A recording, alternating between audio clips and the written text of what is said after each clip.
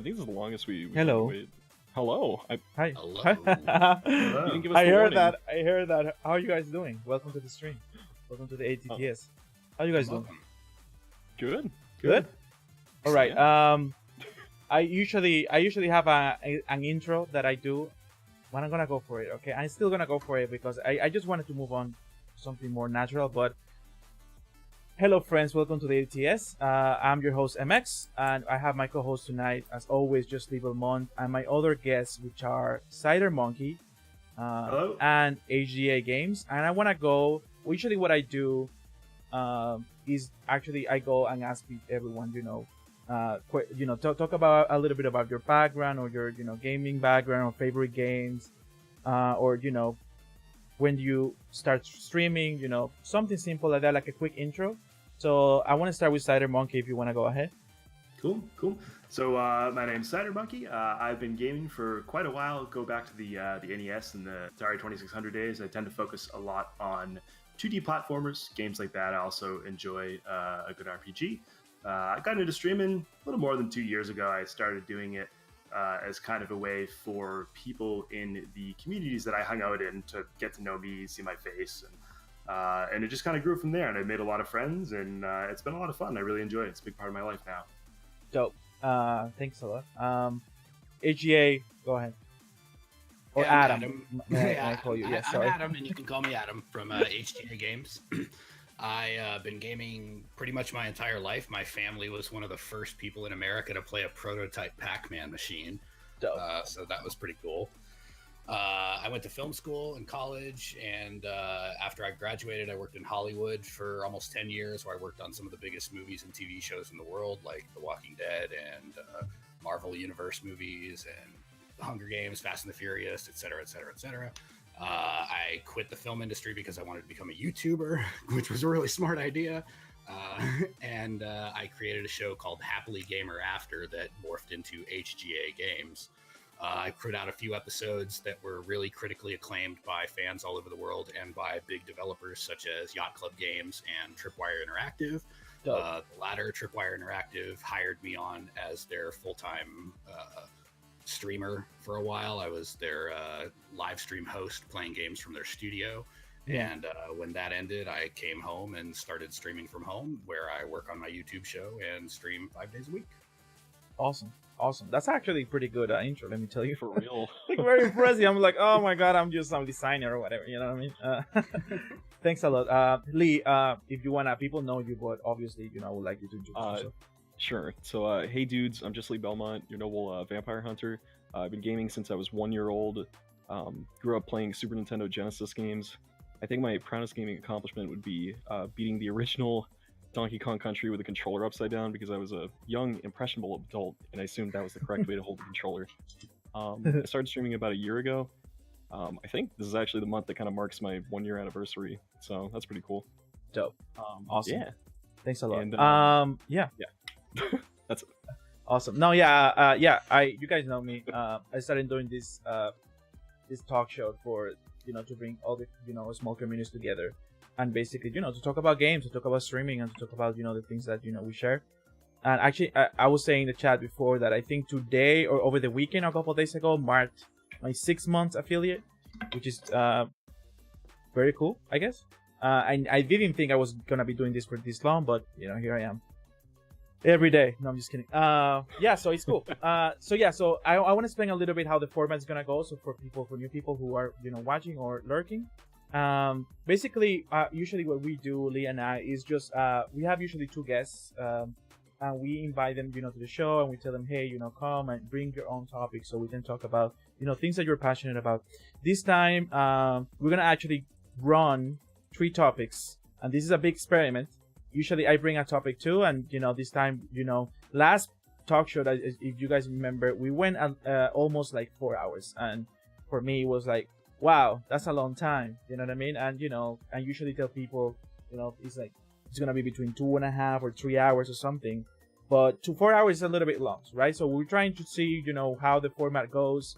That is just 3 topics, to see if it's actually we go crazy on talking, if it's a problem with the topic number, or if it's a topic with people talking, which is always good. Like what we want is to have nice laid back discussions, hang out and chill out.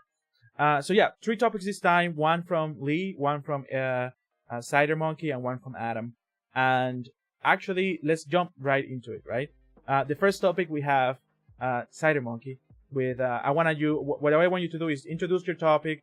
Say your opening statement, and tell us more what you think. Like expand on why you brought this, and what you want to talk about this in general. Okay, great. So my topic is video game music and its effect on our experience. So one of the aspects of gaming that I feel doesn't quite get enough love, in terms of like reviews and the public opinion, is the music of games. I feel like a game's accompanying music can really have an effect on the person's experience, even to the point where it could cause someone to favor one game over another, and that's a big reason for it. And I have games throughout my gaming experience that I feel do fit that description. And I'm passionate about music and games. I'm not by no means a musician or anything like that, but I'm passionate about this just because of my own life experience. And there's so many games going all the way back to the days of the NES where games music really affects my enjoyment of it, sticks with me. I listen to game music outside of gaming, and it's been interesting to see it evolve as well, from the 8-bit era all the way through to the present. So I was going to touch on all those different things. So actually, I have a question to start. Sure. I want you to expand a little bit or clarify. Yep. You say that you don't feel that music doesn't get as a category, right? For experience, I guess guess you mean doesn't get as much attention as it deserves. Who doesn't give this much attention that you mean? You mean like when you're talking amongst other gamers or players, when you read reviews, like in the media or things like that? Can you expand on that? Yeah, it's pretty much it's all that. I'd say primarily I'm looking at reviews in the media. If I'm reading a review, if I'm looking at a video review, it doesn't seem like it's that often that people really mention this. People tend to go through story, game mechanics, the technical side of the game, the visuals, all that stuff tends to get a lot of play. But I can't really think of too many instances recently where someone really goes into depth or even more than touches on it. You might get hey, the music's pretty good, or blah, blah, blah, but it's very rare. And that goes for sound design in general, in my opinion, but I'm specifically focusing on just the music in this case. So I think even in general, the whole sound design of a game, I feel doesn't get brought up a lot in the review sphere. But I'm specifically talking about the music, just the music, whether that's, background music, full-on background music, or just, accompanying ambient music, stuff like that, depending on the game, obviously. But that's what I'm primarily talking about. I feel it does also extend to conversations I have with other gamers, and even just my experience on like Twitch and YouTube. I have a lot of interactions with other people, with streamers and YouTubers and stuff like that, and I really feel like it doesn't get touched on much there either. Okay, I'm gonna start with one question. Actually, I'm gonna continue with you, and then I'm gonna give it to Adam real quick. Well, not real quick, as much as you wanna, right? So let me ask you something. So, do you think it's a given that video game music nowadays is actually expected to be good or not good, or at least passable, and it's actually more noticeable when it's bad, and that's when people actually will bring it up, right? Since production and I guess production in general, and I'm talking about like just the first party or AAA, whatever, like even like indie games, like everything has actually gone up in quality. Consider how it used to be, let's say in the 2000s, right? Because I guess anything previous to that or anything pre-2004 is like retro, I guess, maybe, right? And considering retro has the nostalgia factor, right? Again, the question is, do you think it's a given that music is going to be expected to be decent or above, and that's why people don't focus on that? Or do you think that actually people just don't notice it or don't care? I think a lot of it is more the latter. I think a lot of it is people don't notice it or don't care. And I think there's multiple reasons for that. I think part of it is because a lot of AAA games now use ambient style music. It's not like you're playing an NES platformer where, there's only so much they could do with that. So you have the visuals, you have a constant background music. There's no voice acting, obviously. So they need something to accompany the gameplay. And I think that's where that was born of. Whereas now there's so many other things going on. There's voice acting, there's There's very detailed combat that you kind of have to sink yourself into. One of the things I notice is a lot of gamers actually don't pay attention to the music to the point that they actually will play their own music, whether they're on stream or even just playing at home. They'll turn on a podcast or they'll binge watch something on Netflix in the background. It's a way to kind of multitask while they're playing games. They feel like, okay, I don't need the sound to be able to excel at this game, so I'm going to put on something else while I'm playing the game to kind of make better use of my time. And they kind of just completely discard the music. You think that's a testament that the music doesn't matter in the game they're playing? For that specific person, I would say, yeah. I don't personally do that. There are exceptions to that. There's some cases, specifically, I play Final Fantasy 14, which is an MMO. So in the MMO, a lot of times, I'm not really interested in getting into anything hardcore at a given night. I might sign on for an hour. Usually when I play Warframe, I just have anything in the background. I have everything with it. Like, I don't care. You know what I mean? Yep, and that's exactly how I am. In a session for Final Fantasy, I'm just going to do some gathering and some daily stuff. I'm just going to put on a YouTube video or whatever. Interesting. But there are definitely gamers who I feel do that as the norm, and you see it on Twitch occasionally. And I think it's a case of difference in opinion. I want to experience everything the developer has put into that game, whereas someone else feels like they can get the full experience of playing the game without needing to listen to the music. Fair enough. Adam, what do you think about all this? What's your position? I actually think really similarly to Cider Monkey, as far as like the difference between modern game soundtracks and older game soundtracks, in that I wrote it down here. It just said that as video games become more cinematic, so do their scores, and they take a more cinematic approach to their soundtracks. Whereas, now they're big and epic, very orchestrated, and more like a movie soundtrack. Whereas, back in the day, we played games that, because of limitations, they just had background music that was very repetitive. It was shorter tracks, and they repeated themselves over and over and over and over and got stuck in our heads for generations. And I don't think that necessarily makes the music better, but it makes it different. Soundtracks these days are definitely different, and games that are still more like style, like especially with RPGs, you have stuff like the Persona series that has super memorable tracks, but they're songs. They're short and they're repetitive, and they're more in line with classic game soundtracks. Whereas, like I said, the modern stuff is very cinematic, and it just doesn't as much. Sometimes you may have a score that is really powerful and something that really hits home with you, but a lot of times they are just very cinematic, epic scores, right? The chip tunes that we were used to back in the day, that we still hum over and over, like the DuckTales Moon theme. That's a good one. Love that do you one. think kids in the future who play Fortnite will be humming their songs, their Fortnite songs in the future? I doubt it. I mean, I've played Fortnite a handful of times, and I didn't even know it has music. Yeah, I don't even know. I actually asked that without knowing it does. Actually, I don't even know. I didn't know it had music. I have no idea. Lee, what do you think about this? Hit me up with some controversy. Okay, sure. I'm trying to think. So, I think the idea of like thinking about how important video game music is interesting, right? I'm a firm believer that video game music is extremely important for games.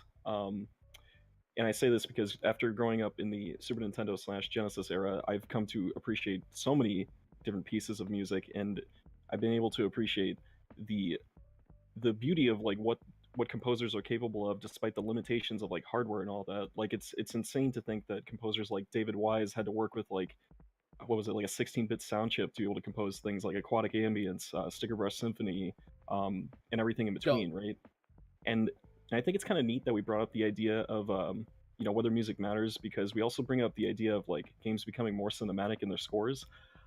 I'm in the firm camp that I'm not really too crazy about that, and I think that because games are trying to appeal too much to the idea of like cinema, and specifically having like these sweeping soundtracks, I find that it leads the soundtracks to become more homogenized, so to speak, because I feel like when I'm looking at certain games, I can't tell like what game I'm playing because of like how similar like the strings sound in this composition wise, right? Like a lot of the things I remember from older games is like the melody that accompanies like the stages, like the Mega Man series, for instance. Like I remember like so many songs from like Mega Man 2 off the top of my head because like it's like they were mentioned, they're short, they're succinct, they're to the point.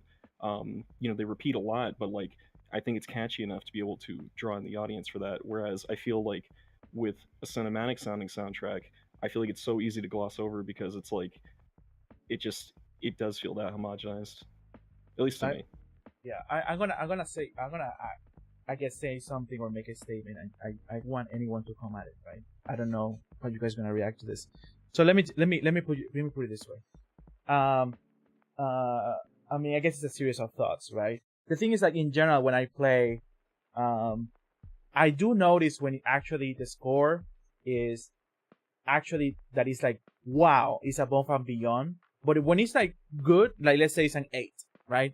Let's say, and it's like good, it's not bad, it's something that is cool, like it's like actually goes, goes well with the action when it's happening, goes well with the scene that is happening, with the narrative in general.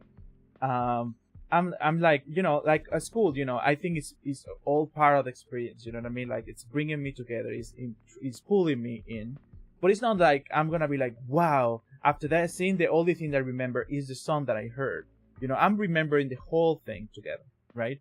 And with that in mind, right, like with the points that you guys are making, because one thing that you're trying to say, I guess, from my perspective is that, well, back in the day, there was, let's say, these games were too similar, and they needed a way to actually differentiate themselves from the others, and that's why the music was a big part of that, right?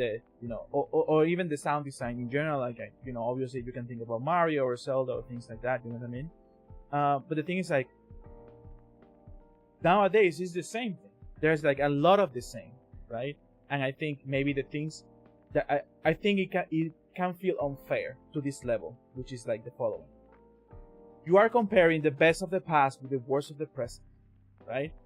Or the whatever of the present. Like that is like the average, you know what I mean? And because the thing is, like, there are like many scores and many soundtracks in the present that I'm like, wow, I do remember that, and I think I think it was pretty amazing and pretty good, and I remember my moments in the game and things like that. But I don't actually discredit or make them compete with a game, with a retro game or something like that, or a game that actually had a good, memorable, melody or something like that. I think as a representation of music or art, or a representation of what the game wanted to be, it's just something that I remember in the same level of that was a good experience that I had.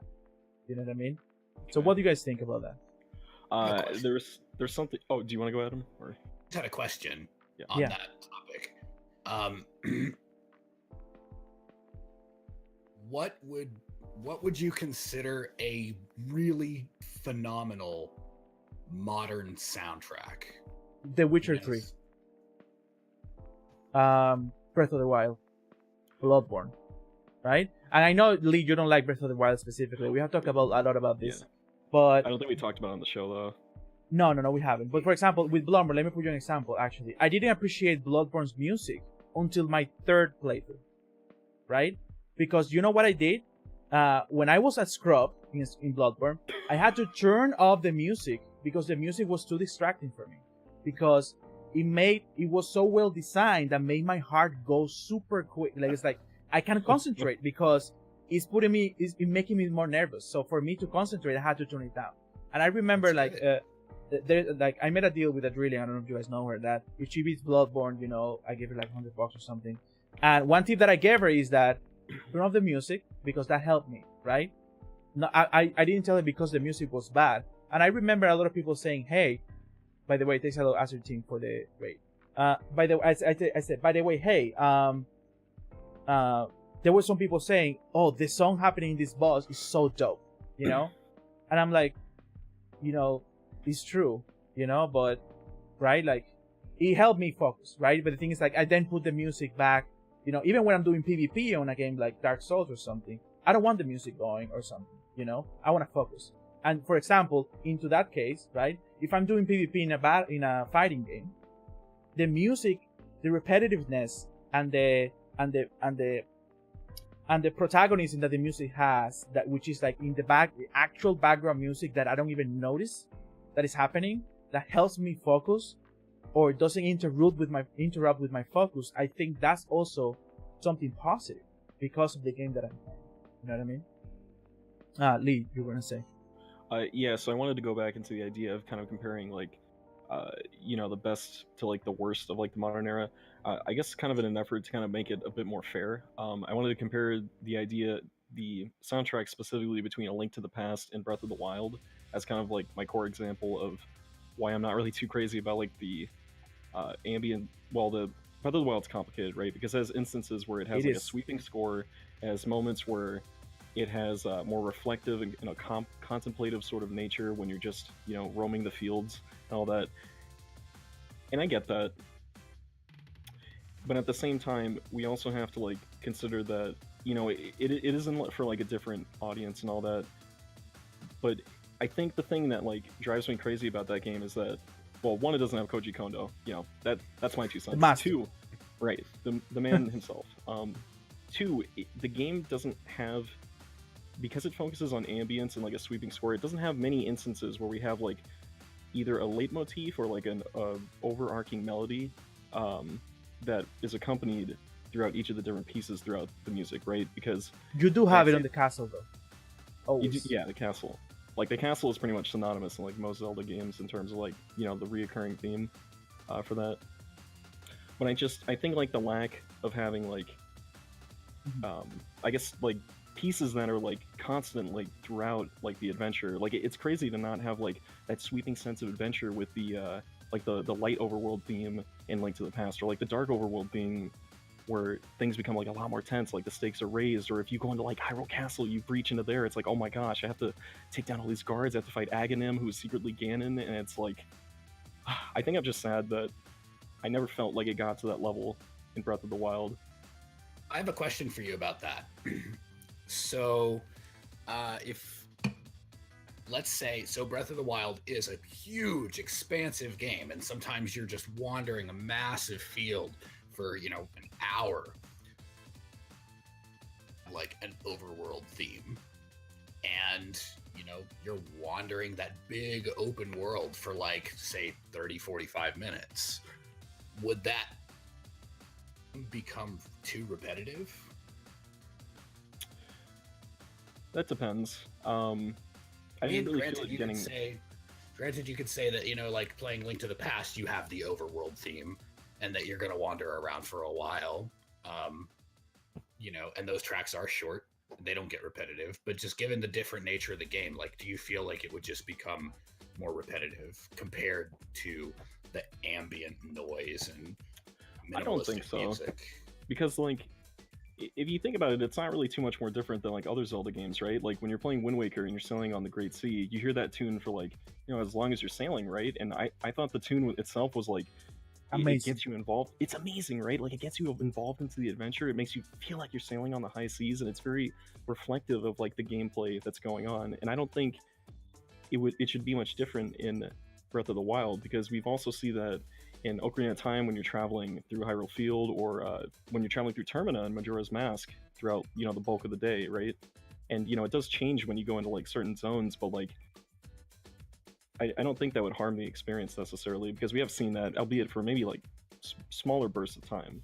Right? I think what I feel, right?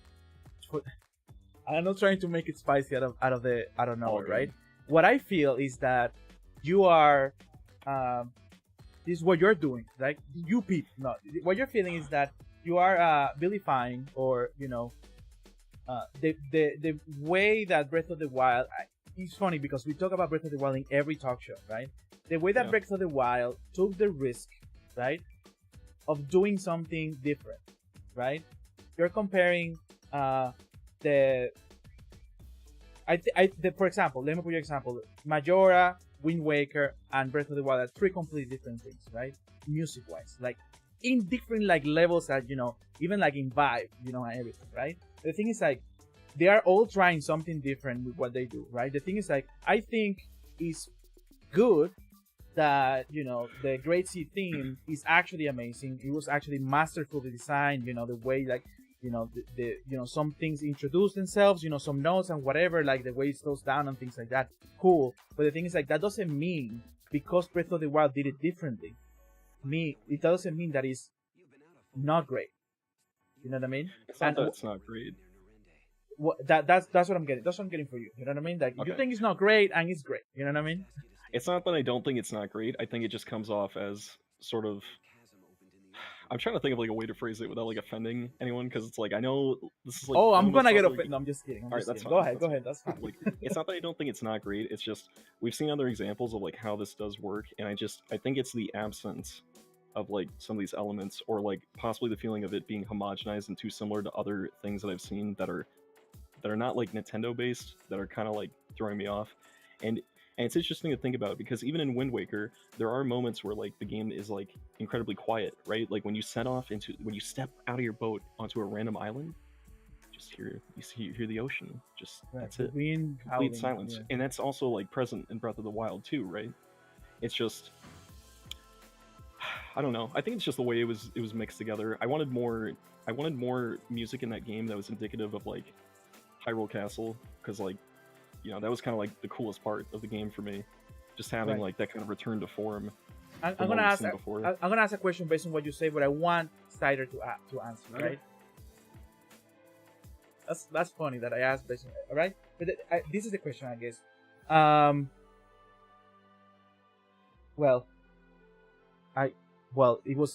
I totally forgot the question. Okay, so Cider, what do you think? I was actually going to jump in on Lee's last point if you want. Yeah. Go ahead. So what I was going to say, not to put words in Lee's mouth, but what I was thinking is maybe what you're trying to say is that you feel like there could be more to, like, you feel like there's a missed opportunity there by not having some sort of a track. And I was going to bring up, which I'm probably going to bring up multiple times, is Final Fantasy 14, because I really love that game and I've been playing it a lot. But the way Final Fantasy 14 does it is it has each zone has a track that goes with that zone, and actually a lot of zones will have multiple tracks, one for the daytime, one for the nighttime. And the nighttime is usually like a softer version of the daytime theme that's like very heavily piano based, whereas the daytime theme might have more like strings or brass or whatever. So Final Fantasy 14, you'd go into a zone and you would hear that associated music track when you enter the zone, and it plays throughout the time you're in the zone, but it usually goes through a loop and then it takes a break. So it's not like constantly looping. Like, it'll loop once, it'll take a break. If you stay in the zone long enough, it'll begin again.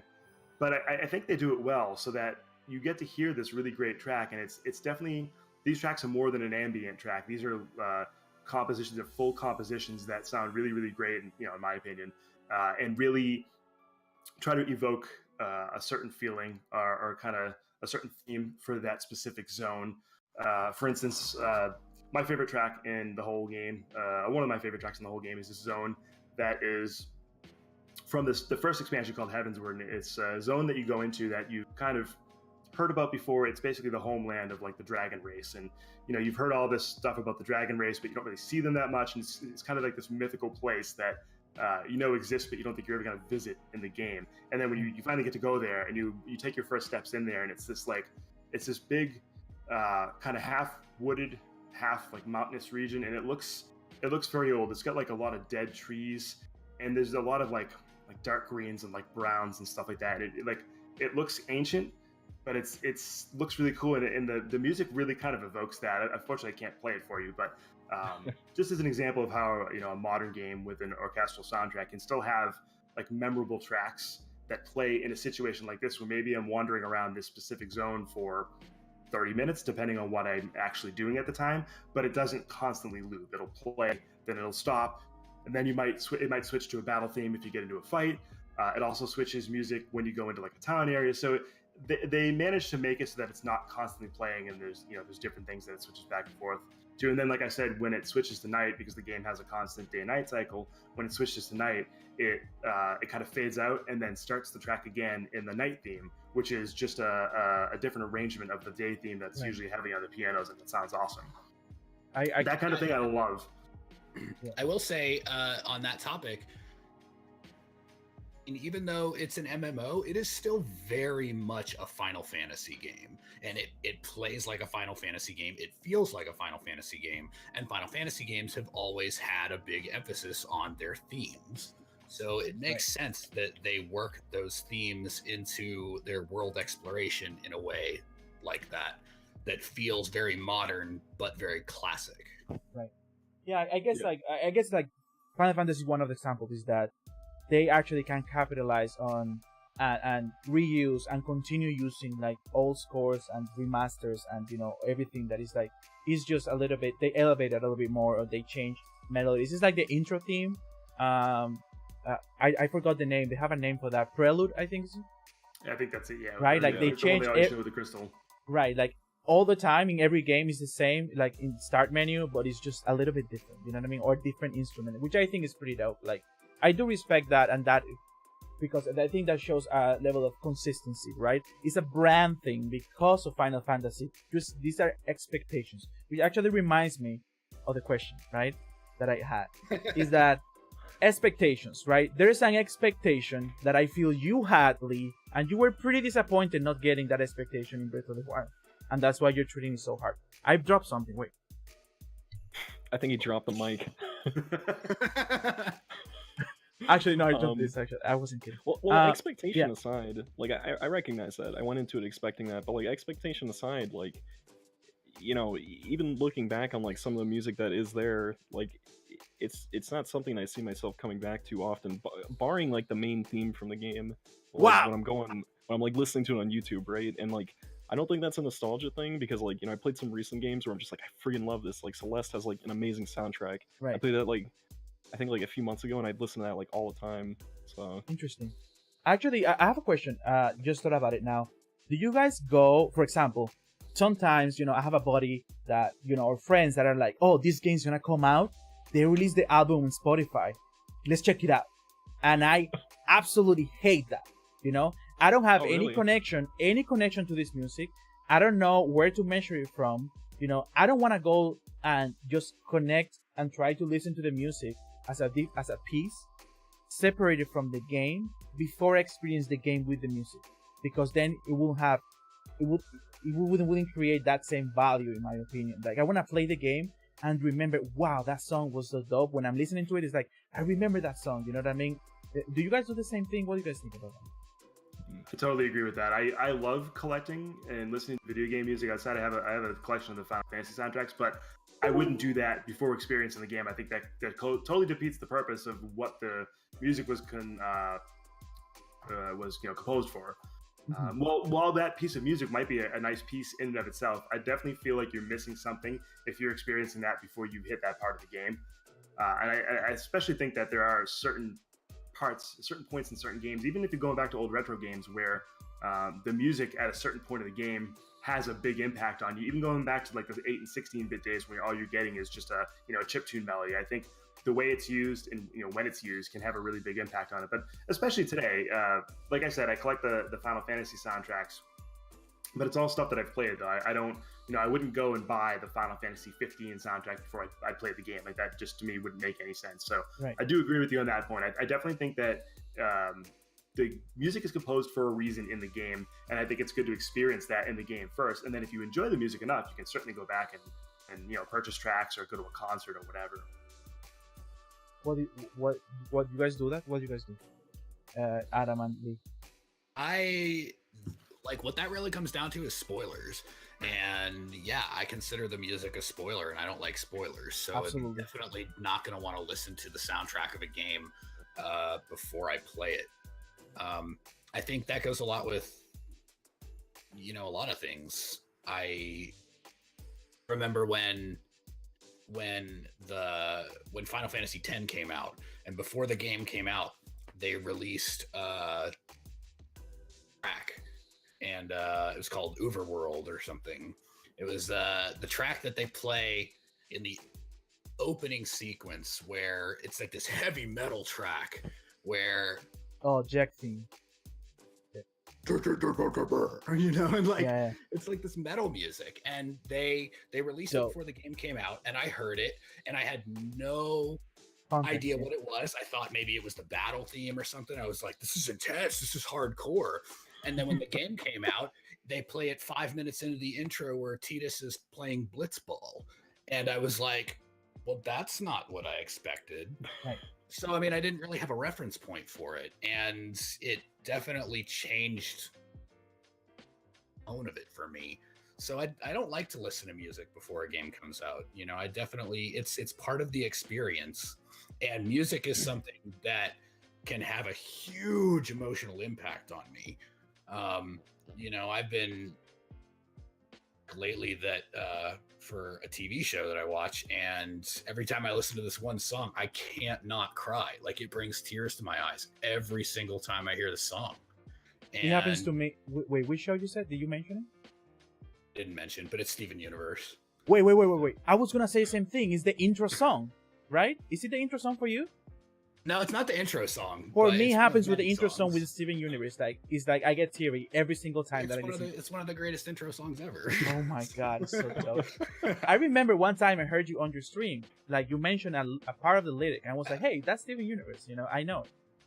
Yeah, I love it. But for example, that show is a musical, and it has a lot of songs, and the songs relate to the story. So, for example, when I listen to a song, it relates to a part of the story. And if I didn't have any reference to that, to what they were talking about or what was going on in the show when that song comes on, right, it wouldn't have an emotional impact. But because I know what's going on, it does. And it's just like, oof. Right. Absolutely. Lee, what do you think? What's your... I don't think I've been in the position where, like, I've had the luxury to be able to, like, listen to a soundtrack for a game before it came out. I think the only song that happened to, off the top of my head, was Devil Trigger for DMC5, and I'm like, this is amazing, and I just couldn't stop listening to it. I guess I'm trying to think of like another instance that kind of happened. So I know for Persona 3 FES, there's like this one song that I really, really like, but I've never seen the experience in game. But I know of it. It's called like Heartful Cry, and like the context for it is like, you know, you're battling your buddies and all that, and like this kind of like battle to the death to like see what happens or something like that, I think. And like, I don't know, I didn't really have any problems like spoiling it because like the song was so good. It's just like I want to listen to this. Like, I'm not gonna like prevent myself from like listening to this awesome piece of music just because like it takes me like 70 plus hours to get to the end of the game for this. So let me ask you something. Do you care about spoilers in general of games you haven't played? Even games you haven't played? If I wanted to play it, I probably would have done it by now. No. For example, let's say a new Zelda comes out. Do you care about the spoilers? If it comes out tomorrow, really. You don't. No, I mean, because I don't know. I've never really been like that invested in the story for Zelda. See, I find that's very dependent. I find that's very dependent on people because people have really differing, strong opinions about that. They're like, I hate spoilers and I want to know as little as possible about anything. Okay. But a lot of people I know are like, I don't care. Spoil it for me. And it's funny because I don't like to spoil things for other people. So even when they're like, spoil it for me, I'm like, no. Right. Yeah. Like, I'm more interested in like, you know, how it gets to that point, right? If someone's like, oh, X character dies, I'm like, oh, interesting. I want to know like what are all the steps that lead up to that, because it's like I find that more interesting than like one singular like isolated event, right? Because it's like, okay, well, like literally anything could have happened to get to this point, right? And that's why I think like the how of it is more interesting than like what actually happened, you know? That's the common thing that I find with people who don't care about spoilers is that they're more interested in how did it get to this.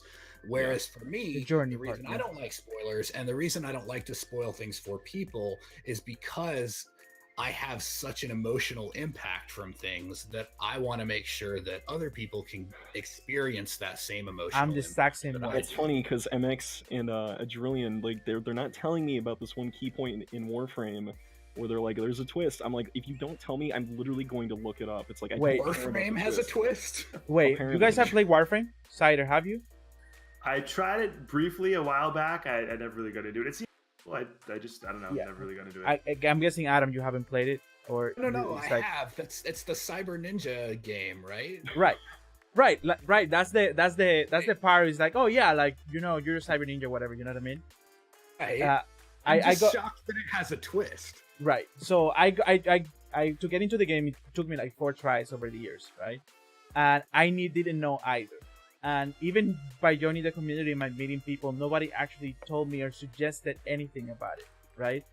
And please don't look it up, Cider. Like Cider. I'm just switching the talk. That's all. Okay. It became such a big moment in my gaming, experience in my life, right? As a gamer, that has been the same for everyone I have met who has actually reached that point of that story in Warframe, right? And everyone in the community of Warframe actually absolutely agree, right? And there is like a secret unwritten rule that you never spoil what happens in Warframe to anyone who hasn't played it, And I didn't know that until it happened to me, So that's why we haven't told you. Anyways, we're getting a little bit out. Twist alone is enough, like for that, at least for me. So, hey, sorry, I don't want to derail this. That's fine. Okay, so another question. So we were talking in the beginning about melodies and orchestras or or things that are mostly composed now as as a big things. Like I think that nowadays actually I guess the common thing or the expected thing is to have like this big composition with like big artists or big whatever, you know what I mean? But the thing is, like, I think that even though I do appreciate it, I think it's actually not necessary for every game, right? And I think there is like a balance. I'm not talking about that it should be retro or chiptune or whatever, or any certain way. I think that, but not everything needs to be with a big orchestra of like 80 or 200 people. You know what I mean? And I just put this in my mind, in my notes, is that it's just like there's a simplicity value that I appreciate that doesn't have to like when a team is more resourceful and more thoughtful about actually composing something that is memorable and good, instead of focusing on let's just hire this expensive composer and just let them do whatever they need to do, and let's just whatever, let's just tell them what we want in the game and they're just gonna do it. And most of the time it's like, wow, you know what I mean? Like, okay. Or maybe you can have one song that is like, wow, that song, actually was pretty amazing, but everything it was like whatever, you know what I mean? And that, for example, that happened with me Destiny 1, right? There's like 3 songs that I'm like, wow, those songs are like actually amazing, and I love what happens in the game. I know the missions that the song will trigger, and I go play those missions. But besides from that, it's like, okay, you know what I mean?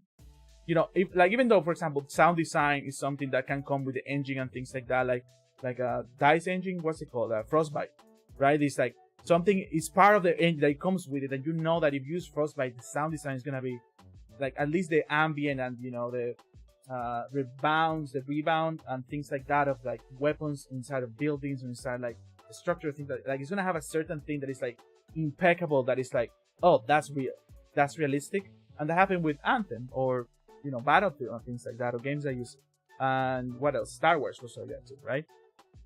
Okay, so the question is, are orchestrated versions really necessary? What do you guys think? No, not really. I mean, I don't think it's necessary. It's nice to have it, and if I'm playing obviously a big name game like a Final Fantasy or something like that, I'm probably gonna, not say expect, but a company that has the resources to have that kind of music in their game probably will. But it's not necessary to have, for today's games. And I also still play a lot of games now that are not actual retro, but retro style, like 2D platformers. And even among them, you get real differences in the philosophy of the sound design, the music design, and that really can sometimes affect my experience. And I guess a good example of that is, let's compare like Ori and the Blind Forest to The Messenger. So on a very, very base gameplay level, there's similar types of things, the 2D platformers with like a map-based platformers, right? Right. And the way they use music is entirely different. So obviously the graphical style is different too, but the way they use music is also entirely different. You have Ori and the Blind Forest that goes for a more of like an ambient style. Like, it doesn't really have memorable tracks. Like, it's very good. It's very, very good, but it doesn't have like memorable tracks that I would play in the car or on the way to work or whatever. Whereas, again, like The Messenger has that older, like retro style of like chiptunes, and I find that music to be far more memorable, and that's what it's designed for, obviously. But I really feel like if you remove the music from the equation and ask me which one of those two games do I like more, the answer is going to be Ori 100% of the time. I wouldn't even think about it. But when you add in the music with The Messenger, I just enjoyed a lot of those tracks so much that like that actually brings the game up a little bit, and I have to think about that. It's like, okay, if I sit down to play these two games right now, which one of them do I actually enjoy more? I have to think about it. If you remove the music from that equation, I'm probably going to say Ori every time without even thinking about it. So that, I guess that's kind of the main point of my topic is like, for me personally, that's a big deal. It doesn't necessarily have to be an expensive like orchestrated score by a professional composer that has a full ensemble. Like that's great, but that's not really necessary. To go back to your question, but the music that goes with a game can definitely elevate it, in my opinion, in terms of like my enjoyment level with it. And I think that's a good example of two similar styles of games in terms of the gameplay and how I feel about them, one way or the other, with or without the music. Can I chime yes. in since you brought up The Messenger, because I think that game has one of the coolest instances of music in gaming. I love that the end game collectible are quite literally music notes, and I thought the most brilliant thing that I've ever seen in gaming is that for the final stage, the music box, they tie in those 8 little individual notes and make like an overarching like song themed around like the final level, and it goes in beat to the music, like every second or fourth note, like the hazards react to that. It's so brilliant. I love that. I'm gonna tell you something about The Messenger. The Messenger is a 10 out of 10 game. Everyone here who hasn't played The Messenger needs to stop watching this and go play The Messenger. No, I mean, not like that. Not like that. Not so quick, okay? The Messenger was such an amazing surprise of a game in every single aspect that I played. The one that's like puzzles on an island and stuff, right? It's a Metroidvania, but there's a lot of twists. There's like 3 plot twists where you're like, wait, what? And the writing is amazing. Music, I think actually I'm gonna agree that Messenger is one of the few games for me that without the music, that game actually will go down points, solid like 2 points. You know what I mean? The music makes that game too. I think so that's an example of everything. That everything has a consistency that comes together, and everything was thought out together. Not like it wasn't second thought. It was like that the team who made these like love games. They knew what we were doing. They knew what they wanted, and they knew like this is the thing that we want to make. Oh my! It's such an incredible game.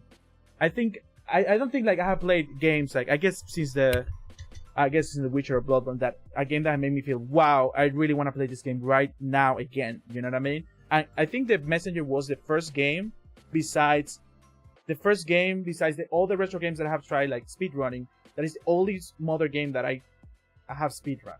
That like it's like, wow, it's that level of like, because the controls too are freaking amazing. Anyways. Any points? Like I want to wrap up this maybe in 10 more minutes. So if you guys have more points you want to bring up, now is the time. By the way, I was just gonna say, I think it's really interesting that so many people in our chat so far have mentioned Journey. I think that's funny considering we're actually going to be talking about Journey later. We're gonna get into Journey deep dive. Also, I did want to say something. We were talking about music in games and its effect on the experience. And we've talked about how Cider Monkey said that music doesn't get as much credit in games these days as he feels it should. But at the same time, we have games as an entire genre. The games that completely revolve around music. And there are games where you're literally like making the music, such as like, Rock Band and the Hatsune Miku games, DDR, those kinds of things where you're actually helping the music evolve. And then some of my favorite music games are the Tetsuya Mizuguchi games like Rez and Luminous and Child of Eden, Tetris Effect. The games that aren't they're not technically music games, like games like Rez. It's an on the rails shooter, but everything you shoot makes music, and everything is timed to a rhythm. So by playing the game, you are creating this music. And it's like Luminous. Reminds me. Yes, Luminous is the same way. You're dropping blocks and creating. You're dropping blocks to create lines and blow up pieces, and everything creates a sound and a rhythm, and it's all timed so that it creates a bigger, more expansive musical experience. And it makes you feel it. Like, it really makes you feel that music. Tetris Effect Right. is another example. That one just came out. You know, it's Tetris. It's just Tetris, but it's Tetris with a musical twist, so that the more you play, the more you evolve the tunes, and the more it just gets into your head, and it feels so just like powerful. Yes. And so, I mean, those games are, like I said, it's an entire genre of gaming, music game. I think they're pretty Yeah. underrated too, you know. Yeah. They're definitely underrated. How do you guys like music games? I love Crypt of the Necrodancer. I think the game's super cool. So I haven't played that, and I had never heard of it until the Zelda announcement.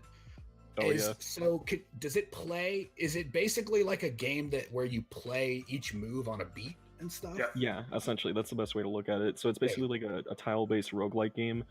You have like a sort of, I don't know what the term, think of it like a metronome, sort of, like in the middle, sort of, where it has like beats constantly going in the middle. You need to act on that once it hits the center, because it'll increase your coin multiplier. It also dictates when enemies are going to move as well. And in some cases, there's an instance where you need to move on every other beat, because otherwise a boss will pretty much give you the hands. So So When I saw the Zelda thing, I really wanted to play it, and it reminded me of another game that's a music game. Did you ever play Harmonite on the 3DS? I don't think I have, but I think Game Freak. made Game that, Freak, right? yeah, it's a Game Freak game. The guys that make Pokemon, and it's cool. It's a platformer that is a rhythm-based platformer. So every enemy that you hit and every jump that you have to make is on a beat. And so it's every level is a song that you're playing through, and like you have to hit the enemies at the right beats and hit the jumps at the right beats and stuff. And if you don't, you miss them. It's interesting. So I think, it made me think of that. yeah, I think that. So what are the things that we can agree here? What would you guys say that the things that we can agree about modern, music, or at least effect of modern music and all retro music too, in general? I would say that modern music is different, but that doesn't make it any less good. I guess the approach, Depending on yeah, what it's going for. yeah. What do you mean? Yeah. Well, I mean, because music's subjective, right? And I say this depending on like what it's going for stylistically. I assume, well, if it aims to achieve like a certain thing and it does it, well for what it's trying to achieve, like Breath of the Wild, it does what it does well, right? And like me, I was just like comparing it to like other experiences in the same series. If it sets out to do a specific thing musically, then that's fine, right? Yeah. But yeah. I think one thing that I want to say actually real quick is that I had in my notes here is Mario Odyssey. That Mario Odyssey gave an experience to me, musical thing that I will never expect. Right? Again, I think part of what Nintendo is doing is like breaking expectations of how their franchises have evolved. Right? And I don't expect, for example, in this note real quick, I don't expect Metroid Prime 4 to be anything like Metroid Prime. Or like I think they're gonna do something different that is gonna be like, wow, redefining stuff, right? So with Mario Odyssey is that I think you can see a lot of homages that they did with many things, with all that seeing that evolution in general and that things I have learned, right? But also obviously I want to talk about the specifically the festival and New Donk City. What's the name? Mm-hmm. Yeah, that's it. Okay. But the thing is, like, everything, the main quest there was everything was leading up to you getting the musicians and you helping. What's the name of the character? Singer. Pauline. Yeah, helping Pauline to Mario's set up first the love. festival and things like that. Yes. Spoiler alert, right? Donkey Kong spoiler. The long forgotten Pauline. And the thing is, like, I think it got to a point that it's like, like for me, it was like Nintendo absolutely respects the way what everything they have done, right? There's a level of connection that they have with Mario that is like more than Zelda or things like that, in my opinion, that they actually display in the game through music too, right? That is like even when they put like how, for example, they did in, I think, Link in between a Link Between Worlds was a test to what they're gonna do with Mario, like putting Mario into a pipe, putting Mario 1, collecting points and things like that, changing the music, on the spot and things like that. I think that was like next level shit. I think it's like, this is just too dope. You know what I mean? I think it was full of surprises. I think it's like, it's a perfect way to actually still respect what you have created, but still being able to break the expectation that you have, that whatever you want to expect melodically, and also make new things, because Mario had a full orchestrated, soundtrack, Mario Odyssey, but still was using, it was like that mix of the old melodies and the new things that, they can bring up. And I think this is it's an excellent way to see where things are going in general. I think maybe for you wasn't as obvious or as successful in Breath of the Wild, but I think they tried to do the same thing in Breath of the Wild, right? Which is like the same thing they tried to do in Odyssey, in my opinion. I think that's a good way to close it, right? Real quick, right? How you guys doing so far? Ooh, 55 minutes on this. Okay. We're gonna jump to the next topic real quick. Remember, guys, we have 3 topics tonight, so I think we're doing pretty good so far. So the second topic is brought to us by Jocelyn Belmont. I would like Jocelyn Belmont to, say the topic, tell the opening statement. What's your stance? What do you think? And why you want to talk about this? Okay. Okay, so this is probably without a doubt going to be the spiciest topic of the night, I feel. So the topic we're talking about is outdated video game genres, and I will say this: after going back to some games, I really can't help but feel that like certain genres are just really outdated by like today's standards, and just going back and playing them. So what I wanted to ask you guys is, what genres in particular do you all feel are particularly outdated? And I guess I'll kind of bring my own to the table. I was going to say that that first-person dungeon crawlers, I feel like they're really outdated, and I say this because I was playing the original Shin Megami Tensei for SNES, and there's some things I really like. Yeah, there's some things I really like about this game in some regards, with like, I guess like the theming, being able to pick your alignment and all that, but oh my goodness, the actual gameplay of simply going into each dungeon, praying that you find out where you go, or like where to go from like random NPCs because of how long it takes to like travel there, all the random encounters that are like in between, in addition to the homogenized like tile sets that are like just like I'm going into different zones, but like they still use the same tile set, and since it's in first person, like it all looks the same. It's not like a top-down like isometric place that can convey that there's like a better sense of like depth or something. It's just, it was one of the most agonizing things. I'm still playing that game, mind you, but it's like a combination of the grinding, like the same assets, and just overall pacing that really, really hurts my enjoyment for that game and the genre as well. Cool questions about this game. Do you have a map in this game? Okay, so the way that the map works, which is kind of a problem, there's 2 ways to access it. You can, one, have a certain party member, not you, but it has to be like a human one, that are only with you at certain times, use a spell called Mapper. It shows up for a small bit in the bottom right corner. What is this, the 80s? Yeah, well, that's what I'm saying. It actually was. Yeah. And that's only on screen for a bit, and then it expires. The other way to see the map is you have to go into like, I think 3 or 4 menus, and then do like map analysis, and it shows you it. But the problem is, it shows you the map, but it shows you relevant to where you are in your compass. So if you're facing this way, it's going to show you what the map looks like for that, and if you look this way, it's going to show you like it rotated, and it's just, I hate it. Let me ask you another question about this. Sure. Can we agree that's just shitty game design rather than shitty game genre? Or can you think another example that is that, well, do you think Wolfenstein 3D would fall into that, or that's just actually, different-ish? I haven't played that. On that note. Yeah. Go ahead. So, I'm not sure that it's shitty game design, but I think it's intentional game design. Like with first-person dungeon crawlers, they're kind of supposed to be a maze. But they want you to have ways to remember your progress. And for example, a modern game that is a first-person dungeon crawler is the Etrian Odyssey series on the 3DS and Nintendo DS. Those games ways that they have you map your dungeons are they literally have you map your dungeon with your stylus on the touchscreen. So when Yes. you're walking around the dungeon, you're drawing your map and saying, oh, okay, there's a wall here. I better mark that there's a wall here. Oh, and there's a door here. And you literally draw the entire map. I think there's also a basic auto mapper thing, because Persona Q takes a lot of inspiration from Entry and Odyssey, and it does have like a very basic form of auto mapping. What it does is it auto maps every step that you take, but you have to draw the walls.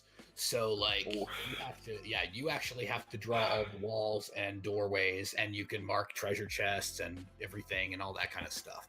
I think they're fun, but do you think that actually helps in immersion? With a game like that, yeah, I do, because again, you are in a maze. You're in a maze, and you're going deeper and deeper and deeper. Right. That's just, I guess, the whole mechanic of the game is just get you lost, right? Yeah, it's that you don't want to get lost, because if you get lost, you're screwed. So the fact that you can map it yourself, I mean, it's intentional. It's intentional game design. I guess so. Yeah. But I think it's like that. I think my problem with you go ahead, MX. No, that the example that you're giving, Lee, it's more based on limitations of first, the hardware limitations, right, for the era, and also, every game and every company and games have evolved on quality of life things too. That why will it's like, let me put you an example more recent. Minecraft 2011 was released, right? And I think update to 2012 or something brought the map. But what do you do to look at the map? You need to equip the map, and you need to look at it, right? And you need to also remember. I remember you needed something to have something equipped to actually auto draw where you are, because if you don't or something, you can still have the map without knowing where you are, right? Okay. So, for example, and that's like 10 years ago, right? Instead of just saying, hey, actually no, here's a minimap. You know what I mean? Like there's like some certain quality of life things that games have adopted because we know better, right? Or we don't have to make this annoying because we can then focus on other things in the gameplay, like focus on fights, making maybe making the story more engaging, or writing or things like that. You know what I mean? Do you think that's related to that, Lee? Am I right? Yeah. Well, I'm trying to related to the quality of life thing. So let me dial back to the Shin Megami Tensei, and I also want to bring up Persona Q. So I played both of these games, right? I played more of the older game, ironically, Shin Megami Tensei, more so than Persona Q, and it's weird because I'm ragging on that game for having like these sort of annuated things, but the way that it's designed, both of these games are like dungeon crawlers, right? Persona Q is quite literally more of a labyrinth because in Shin Megami Tensei, you're exploring a more contemporary setting where you're going through buildings and all that. In Persona Q, it's just like a voidless kind of space that kind of just makes it even harder to kind of like navigate, right? In an already like hard enough genre to like get your bearings, right? And it's crazy to me because that game had more quality of life things by having like a map always available to you, but like the way that it was structured by having like a less kind of cohesive sort of like level design, by it being even more labyrinthian, wound up leaving me to be even more frustrated despite the fact that this was a modern game. So like it to me, it doesn't necessarily mean it's something that's inherently an issue with an older example of this, but it's still something that kind of permeates throughout the experience throughout this genre because of like just how it naturally tends to kind of ask so much of the player just to like get invested into it. And I feel less immersed when I have to constantly look at like this tiny thing at the bottom instead of looking what's directly in front of me.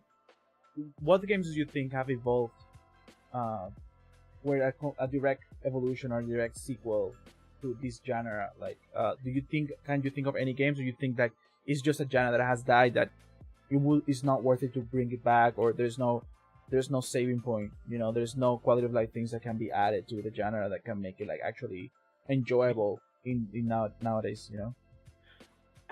To me, I feel like it's just an issue with the genre itself. The only first-person dungeon crawler that I can think of off the top of my head. I haven't even played it because like I'm not even that into the genre to begin with. It's called Legends of Grimrock.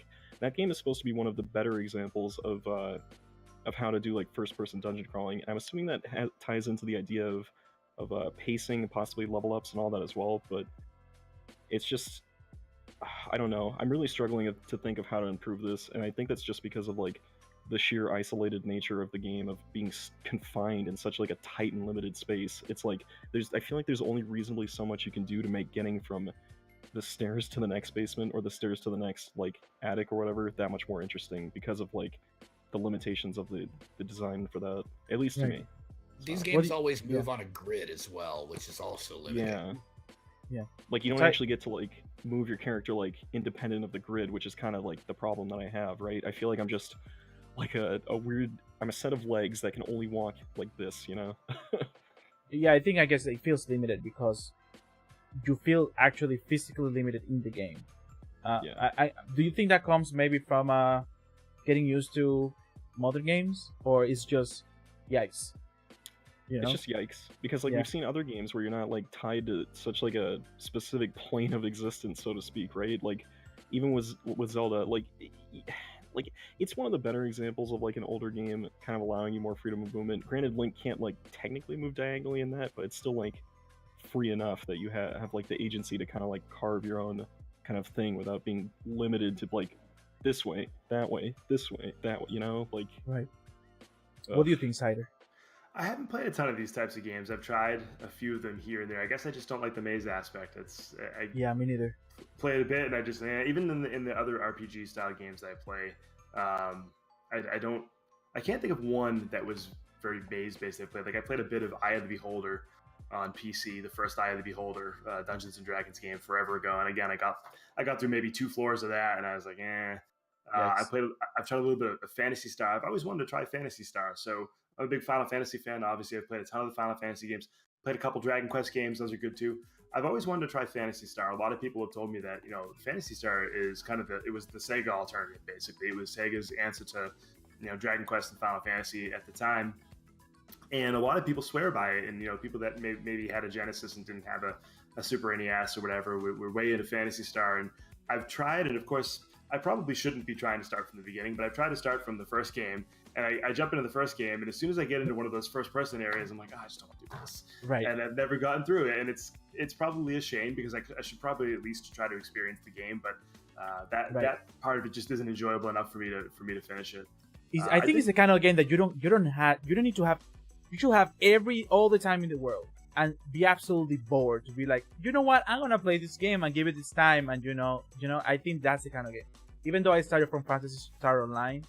But I think, I know exactly what you mean. So sorry, go ahead. I played Star Universe and dropped a lot of time into that one, the 360 one. Yes, it's too bad I never played through the series. I mean, I actually have the means to play the first 4 because I have them all on like Sega Collection, so I could play all of them if I wanted to. It's just one of those things where it's like, all right, I can play that, or I'm sure I would enjoy it in the end if I played through it. But as soon as I hit those first-person sections, I'm just I don't want to deal with it. I'll tell you, talking about games that have held up, Phantasy Star Online has still held up. I still play I know. Yeah, it's so fun. Yeah, I wish I had experienced that at the time, but I didn't play. That was during was it the PlayStation 2 era? Phantasy Star Online. I think it was GameCube, right? Okay, so that would have been the same. That would have been the same era. Yeah. That was a weird. That was a period where I was playing games, but I kind of stopped playing general games for a few years, and I played a ton of like Final Fantasy 11 and sports games, and I kind of missed that era. The Dreamcast, PlayStation 2 era is like a dark age. Simpler times. I didn't play a lot of I can say the evolution of Phantasy Star Online is Monster Hunter. Monster Hunter is basically Phantasy Star Online. Wait a second, really? I haven't been able to get into Monster Hunter, that's why, but I do love Phantasy Star Online. That's the thing. Monster Hunter is just like PSO in that it's like you and 3 other people going into these big areas, usually to hunt down a boss. I can get convinced. It's a lot like PSO. Yeah, I think maybe it's just so far it's an aesthetic thing. I don't doubt that the gameplay is actually fun, but it's just a vibe, I guess. The setting of Phantasy Star is just way more attractive for me in general. Like, when it's like more futuristic or more, I don't know. I guess, mecha or whatever, or cyberpunk or whatever, I'm like more attracted automatically, which is something I'm gonna bring up a little bit later. You know, like Okay. the visual thing. Actually, so I want to say something. So, Lee, you mentioned about the first person dungeon crawler, right? I wanna drop it. I'm gonna say it. You know, Go for I'm gonna- it. I'm gonna 'cause tell you- My thing ties into yours, and I was trying to give you that segue. You know. I'm gonna tell you something, okay, about turn-based RPGs. You know, I love Here we RPGs.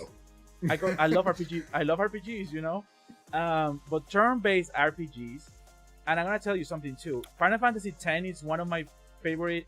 It's in my top 10 games, right? But I do recognize that it's an outdated genre, full turn-based, right?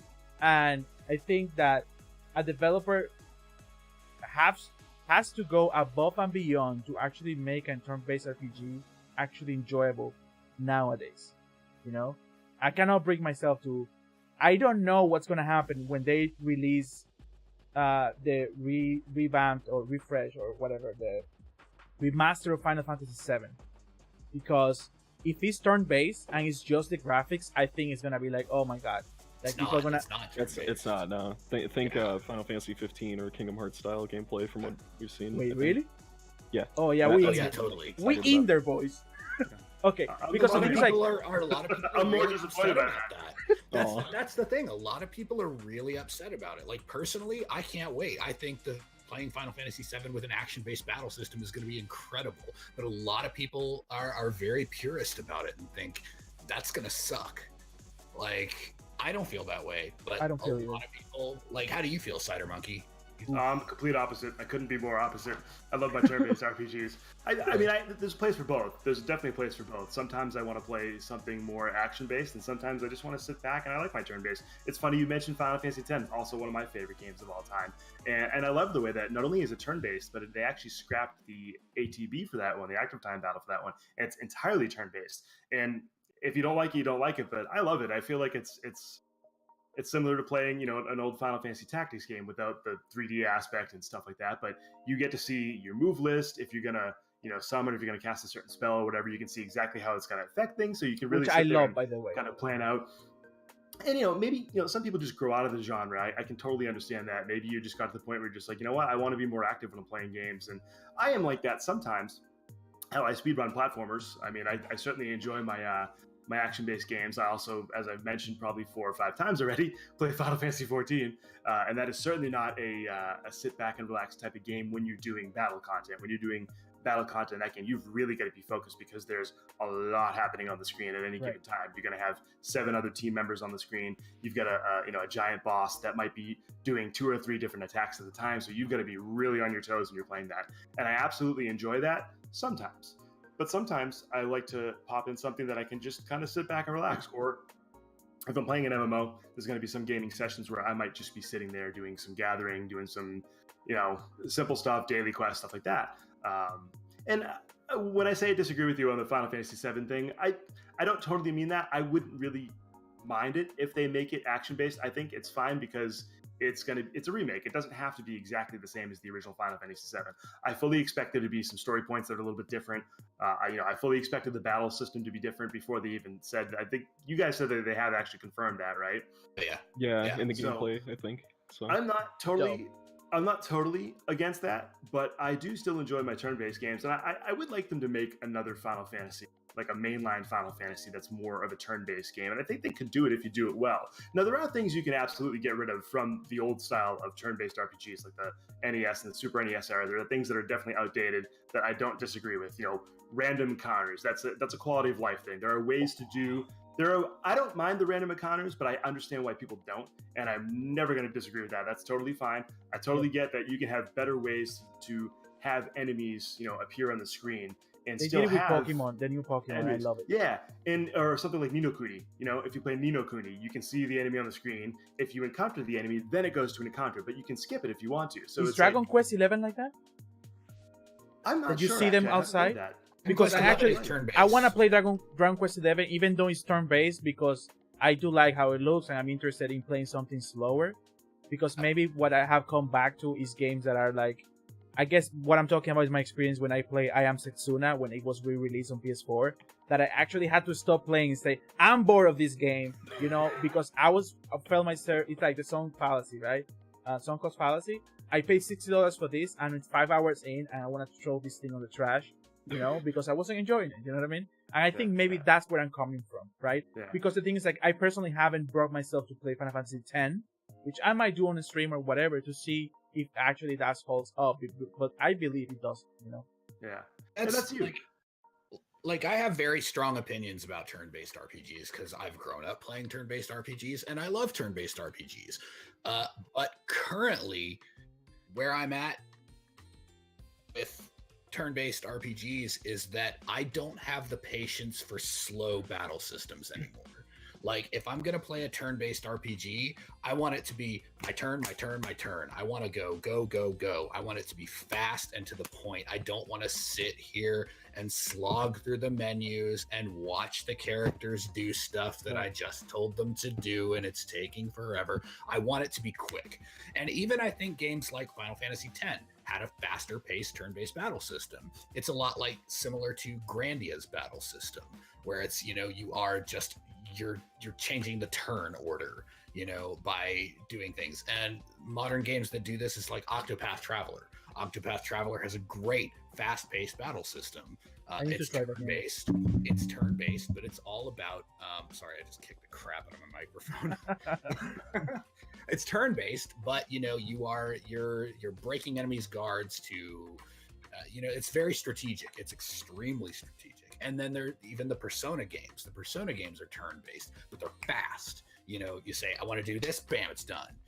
Well, the latter ones this, at least. Bam, it's done. Yeah. Oh, yeah. I mean, the first game is a freaking first-person dungeon crawler. So. I think I try to play in that note. I want to compare the contrast of Wargroove with Advance Wars. Advance Wars, actually, they're the same thing, right? You have a map, you have the units, you can actually make units, you make them meet, and they fight, and you see them come together, they fight each other, and you see the points going down. If I play Advance Wars 1 and 2, I love those games, but if I play that, it will drive me crazy right now. Like, because that happened Wargroove with me, I had to turn off every single animation that happened. Even like, I was leaving even the heroes animations. I was like, okay, I'm gonna leave the heroes because, they have cool abilities. I turned that off too. I wanted to hit it, I want to keep going, you know what I mean? Because actually... But you have that option to turn off. I had that option, which is actually amazing, actually. And it was very granular too of what animations did I want. So that actually helped a lot of how fast I was actually to beat the game, you know what I mean? So I think that's a quality of life thing that maybe wouldn't kill a genre, that it wouldn't say, oh, there's still appreciation for this kind of genre, but obviously there are things that some players don't want, which is like waste a lot of time waiting, right? The waiting part. Or people complain. Well, I was gonna say, this is outside of the subject. But sorry, go ahead, Nick. You gonna say something? I was gonna mention, like, man, turn-based RPGs are such a weird thing for me because there's some that I really, really like, but like. But my bad experiences with these games in particular, it's so painful. I think more than any other genre of game that I've played, I've never been so palpably frustrated by the lack of respect that this genre in particular has for a player's time. And I say that for several reasons. One, I'm currently in the middle of a playthrough of the first Shin Megami Tensei. This game is driving me absolutely bonkers. I have to quite literally go back and forth for 2 to 3 hours to get enough like currency for either demons, for HP, for reviving teammates, because like that game just doesn't know what resource management is, because it's all tied to like one thing, which is money and like magnetite. But whatever. I know like my other issues with like turn-based RPGs regarding like not respecting time is that sometimes the mechanics just don't make sense, and I say that because in the first Persona, the only party members that kill enemies get XP in that game, which means you're gonna have a snowball effect. You're gonna have one character that constantly gets stronger than another, and it's like you have to spend more time grinding to help get the others to that point, and it's just so infuriating because of how long everything takes, like animation wise and everything. It's like for some attacks, like even for basic stuff, it's like I think 12 or 15 plus seconds for one thing, and you have a party of I think like 5 characters, and that's just for your team, right? So that's like a minute for your team, a minute for the enemy team, and it's like, it's maddening. I don't understand how like the genre is just so capable of wasting so much time.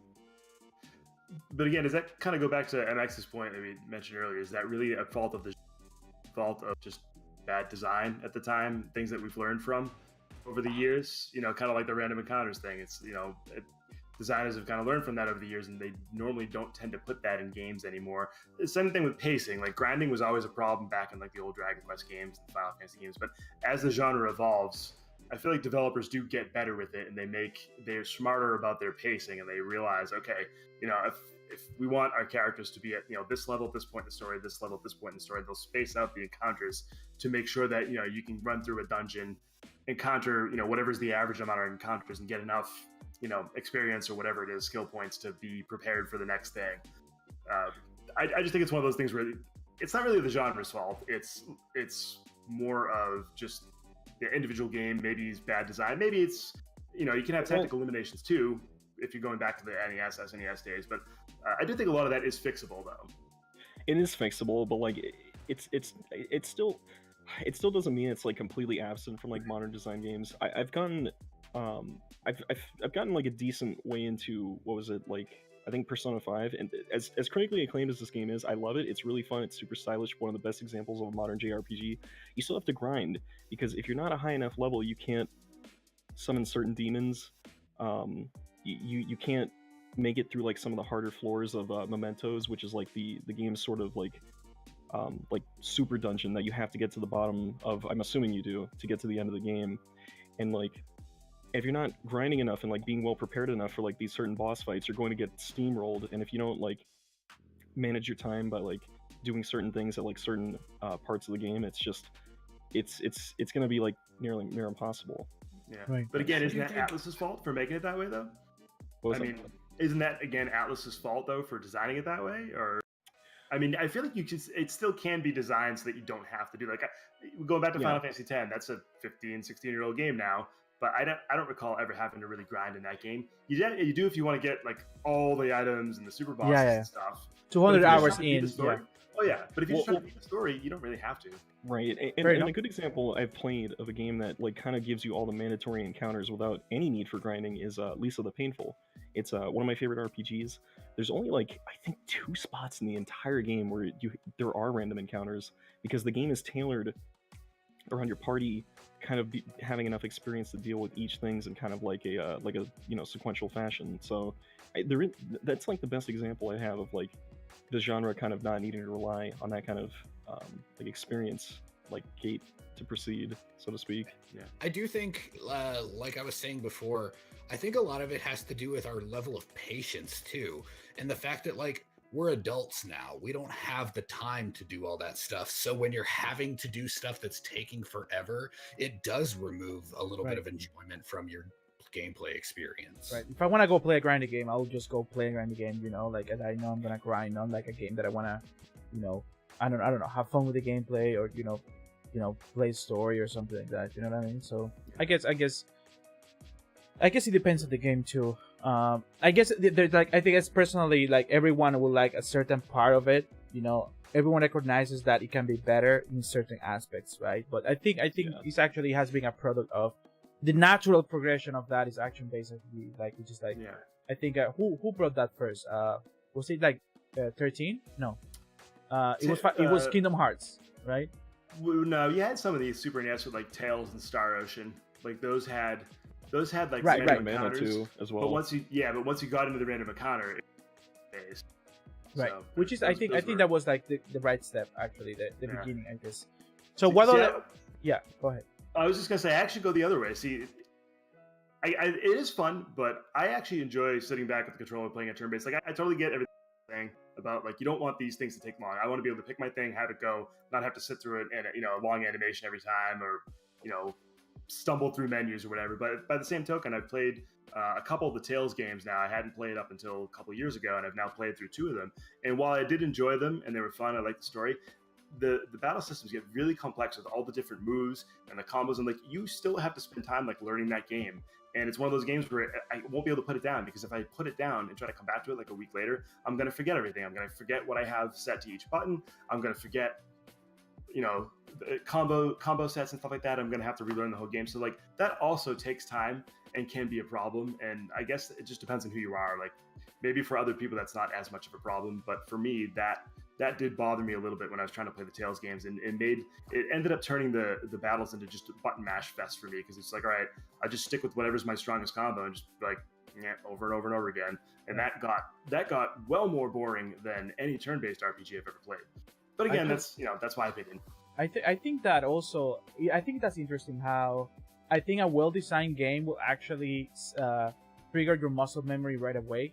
Like it happens to me that the other day, actually, maybe a month ago, I installed Bloodborne again, and I was like, I was playing my file, and I was like, oh, I remember how to do everything. You know what I mean? Because I guess I don't know if because I played for so long, or because there's like intuitiveness too that is actually comes with genres, or comes with like I think like controls can be actually outdated too. In general, and I guess like also in Spider-Man, like I can come back to Spider-Man, I know exactly what to do, because or even God of War, right? God of War, you can come and know exactly, okay, I can attack here, I can start doing combos and start like jump, whatever. Like maybe they're simple, but maybe I think that's part of the experience too, which actually brings me to saying like maybe like there's a lot of like I mod Game Boys. Basically, I have like a side gig. Basically, I think it's official at this point that, and there's like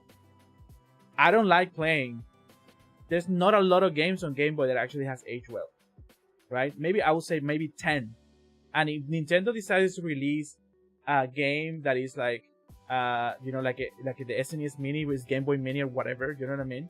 People are gonna notice how badly controls are actually, how outdated they are in general, like responsiveness, right? Because people claim, like, I love Mario Land, but the things Mario Land love comes from nostalgia. I have Mario Land right now. I was playing actually before today because I was making a Game Boy. I was testing. I was like, wow, Mario Land is actually bad in controls. You know what I mean? The music is awful. Well, it's not.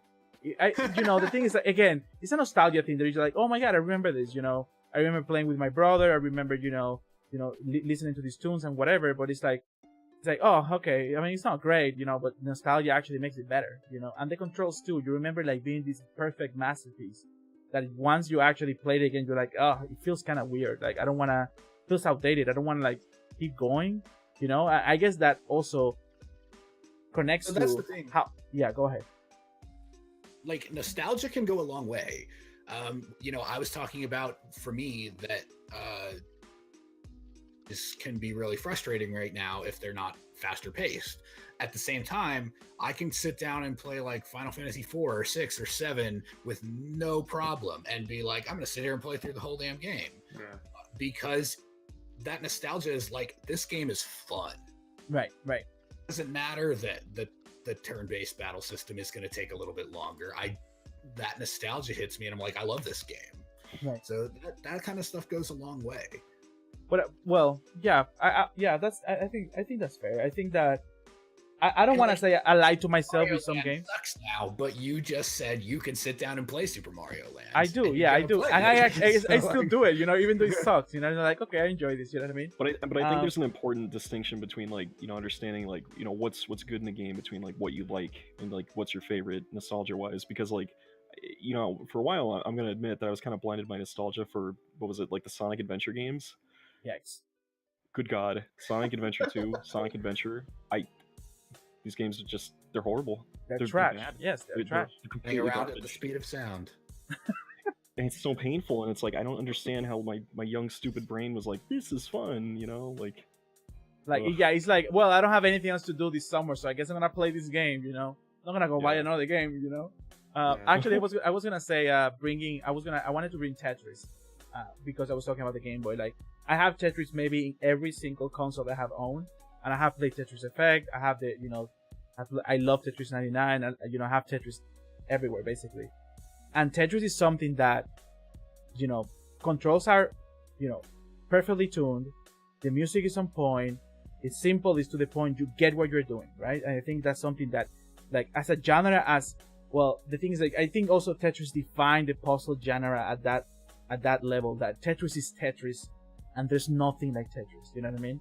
and you can tell when some people are trying to do something like, but sometimes you can get a nice surprise, like we mentioned before, Luminous.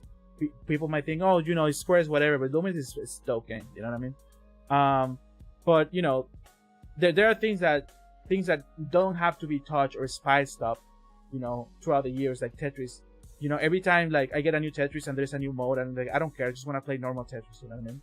Because I think that actually can hold, you know, throughout time. It's timeless, basically, in my opinion. What other genres? Tetris is also good because it's like just pure mechanics, you know. I think It's puzzle pure games skill, are really great. yes. Yeah. So, What other genres? I guess like when you bring up skill, it reminds me of platformers, right? So, what do you got? I want to save that for later, but okay. No. Let's get into it. Let's get into it now. All right, I let's think get it's time. spicy. I think platformers are neat. I personally don't think they're outdated. The only platformers I would go as far to say that are the cinematic ones, just because of like how clunky the controls feel by comparison. What do you mean by cinematic platformer? Let's see. Flashback, Out of This World, Heart of Darkness. Oh yeah. Okay. Yeah. That kind of stuff. Now those games, I've always been a big fan of those games, but they're a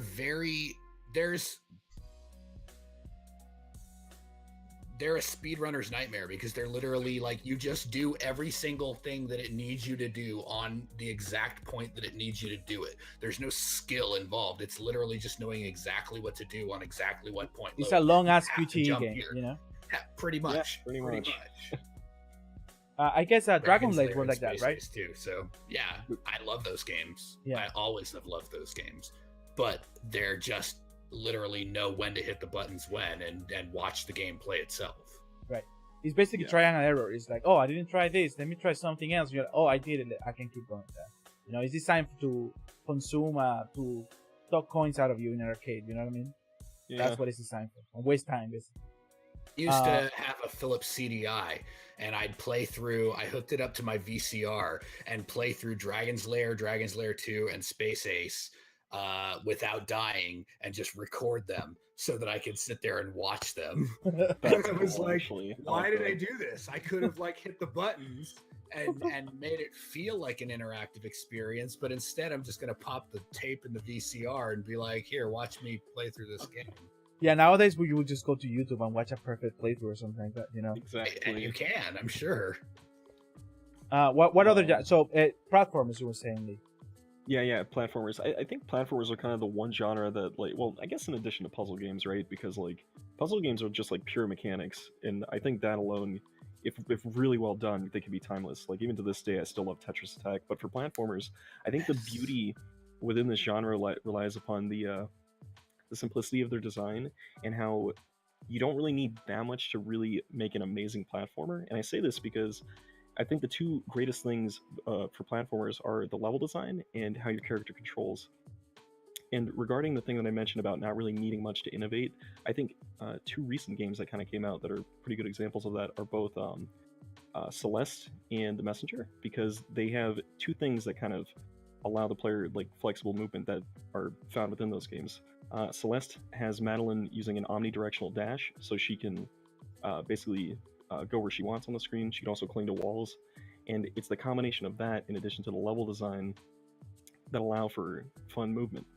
And for The Messenger, the big thing for that game is the cloud step, right? Like, I don't think I've seen any other game do that. It's so fun. You hit something, you get another jump, and then rinse and repeat. You design the levels around that one mechanic. And they give you double jump the first second you start playing. You know what I mean? Exactly. Which I love. Konoha is also an interesting example because like that game isn't very mechanically complicated, but it's just it's so simple, but like it's so fun and enjoyable because it's just a matter of grab an object. You could kick off the object by jumping on it. You could throw the object, and that's it. You know, that's it. That's all you need. I agree that I don't think the way I see platformers is that first I don't think they're outdated, right? I think also there is like, if there's a platformer out there that I haven't played, I will always love to try. But the thing is, like, there's a lot of shitty platformers, right? Yeah. Right. Let's say that. Let's put that out of the way. The second thing is that I think they're not as, let's say, obviously, I want to say obviously, not as profitable as other genres, right? But let me put it this way: I think platformers, the actual evolution of platformers, came when Metroidvanias became a thing. right? That's the first thing. Exactly what I was gonna say. Exactly. Right, that's the first thing. Let's get out of the way. Like, the actual evolution of that is Metroidvanias. But the thing is, I have always said, interesting, that if Metroidvanias were gonna have an evolution, a 3D evolution, will be a Dark Souls game. You know what I mean? In terms of level design, at least. Because I guess with one thing that platformers and Metroidvania share in common is that the ability to jump between platform to platform, obviously, right? But Dark Souls is not necessarily you're jumping, but the level of this design, like, I guess I want to say maybe the successor of Castlevania is Dark Souls, right? In general, yeah, right? That's what I think for sure. Yeah. But the thing is, like, okay, so if we know that, like, when I encounter Messenger you think it's gonna be a linear game as a platformer, but it's actually, boom, surprise, plot twist, it's an actual Metroidvania. You're like, what? Like, that's the first plot twist, right? Well, not the first one, but wow. But the thing is, I think that there are, like, still a lot of room for developers to actually go crazy in design and ideas and spicing things up in story, on writing, on mechanics. That the thing is, like, there's always gonna be that one mechanic that defines the game. Like, Action Verge is defined by the pacing, right, or things like that. Like, okay, you can change weapons and things like that. You still have a Metroidvania and you still have a good story, but the pacing defines the game, right? That even maybe the blink, you would say, And in Mario, the thing is, like, I still think that making Mario 2D games is profitable because Nintendo still does it. I would say that it makes money to them, and it's still considering how Mario Maker is gonna come out, Mario Maker 2. I think that ultimately the ultimate version of a platformer is like the Kaizo design of, like, extreme precision platform, right? Is that if you're gonna go for platforming, pure platforming, you're gonna go for precision platforming, right? Which I think that will be like, okay, you can push, it can make its own genre, you know what I mean? Like, and we can see how Mario World is one of the most watched, besides retro, like, the two retro things, like, most watched, right? More than Super Metroid, that you would think the Super Metroid will be on top, or Castlevania and things like that. But the thing is, like, if you're not gonna define a platform by precision, you're gonna define it by exploration, which is, like, that's how it branches out in Metroidvania. That's what I was just thinking about how most of the good 2D platformers today, especially 2D platformers, are Metroidvanias. And I was thinking, well, what's one that's not? And I thought Shovel Knight. Shovel Knight is a fantastic platformer that's not a Metroidvania. Yep, my favorite game. Yeah, it's great.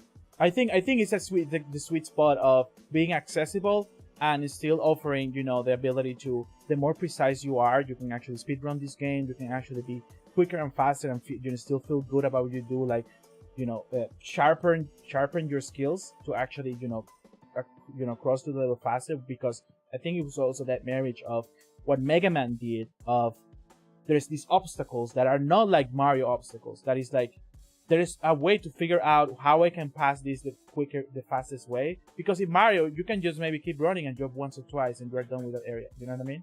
But the thing is, like, I think it was that Mega Man thing of, like, okay, because the thing is, like, Shovel Knight is, like, next level platforming design. Like, I remember watching a video once of that.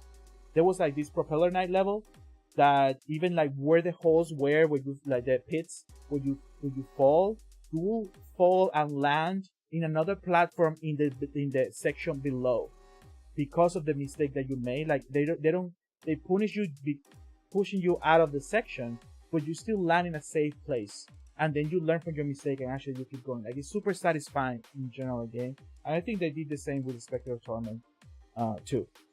So you guys were talking about it. Sorry. Yeah, with Shovel Knight too, another great thing about it, the level of difficulty too. It's not an easy game, but it's not. I wouldn't consider it super difficult, but it can be very challenging for someone who's not grown up on platformers.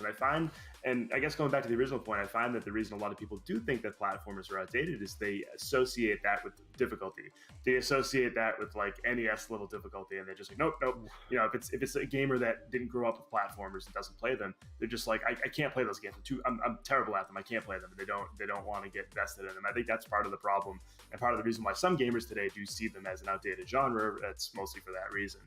But Shovel Knight's a good one because I wouldn't recommend it to someone who's not played a platformer before. It's that difficult, but it's not super difficult. Like I would say it's not as difficult as something like Ori and the Blind Forest, which really that's more of a spike difficulty. It's not constantly that difficult, but that game is deceptively hard.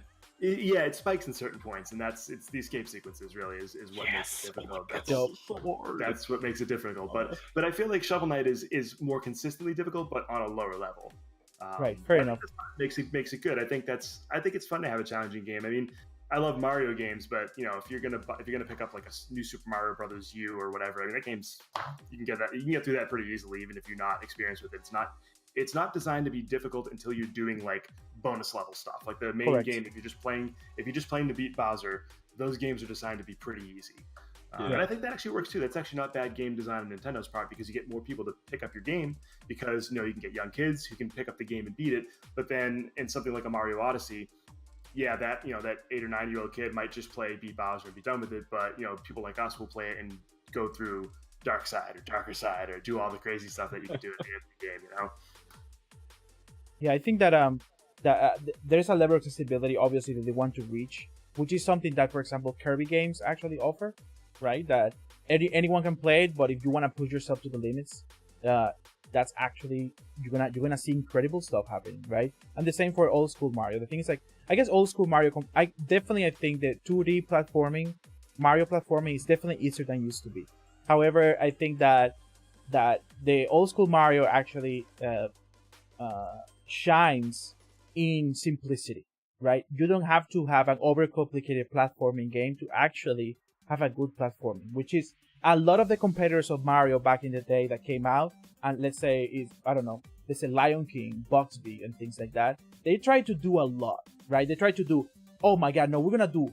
I can see the meaning, right? Oh, we're gonna do something super dope. It's gonna have a lot of colors. It's gonna have like super hard. You're gonna like jump through here. You can go everywhere. Like the thing is like the Mario, and what they're trying to do was do something better than Mario, right? And because they focused on doing something better, they couldn't do something original, right? And they missed the point of what Mario was. That it was like, everything at position is perfectly placed, so you actually enjoy the platforming in a way that that is giving you, that Nintendo is giving you. You know what I mean? Even though I do agree there are some levels, obviously, that are, as we know, run killers, right? Which is like 8-3 and 8-2 and things like that, on original Mario and things like that. But I still think, like, and I'm gonna skip talking about Super Mario 2, by the way. I'm not gonna mention Mario 2 here. But Mario 3 and Mario World. Mario World, that you can Which see. Mario like, 2? There's two of them. Yeah, Mario 2 one of the bad ones. Whoa, okay. No, but yeah. So, yeah, that's what I think. Lee, what do you think? Related to... Yeah, so, no, you want to expand more in platformers, or another genre? I don't know. I'm trying to think of like what else I can add to platformers that would be meaningful. I don't know. I'm still like in the same vein that like simplicity is like the best thing. I think the issue with like some of the older games is that, similar to how you mentioned, like games trying to be a bit too divergent. And I know it's funny how you brought up Bubsy, because I feel like Bubsy was trying to I don't know if that came out before Sonic, but I know like some of the earlier Bubsy it came after. Yeah, and like there was such an emphasis on speed in that game, but like the way that the game is like it works, it's like I think you like instantly die if you run into like anything. So it's like, you want me to go fast in a platformer, yet you're not making like level design that possibly go wrong. Yeah, exactly. I think that thing happened. The same thing that they say about Bugsby and all these other platforms happened with Sonic. And Sonic was designed to be better, to be cooler, to be more dope than Mario in everything. And you're fast and you're like this design, whatever. I think Sonic's actually, I'm gonna say it, okay? Sonic's a trash game, right? I'm not saying Sonic's a trash character. Sonic with a flaming right? passion. I think Sonic's a cool character, right? And I think the Sega team, I think it is, right? They have absolutely no idea what to do with Sonic as a character, right? For his games, right? And I think that all the flaws that the original Sonic game has, actually are unforgivable at this time, nowadays. So I want to say something about that, because I like Sonic. I like Sonic games. I grew up with the Super Nintendo, but I would borrow my friend's Genesis and play Sonic. But till really just a few years ago, I understood how to play Sonic games because I could never figure out growing up if Sonic games were meant to be played going as fast as you can and just running through the level, or if it were meant to explore and find different things in the level. And I could never figure that out.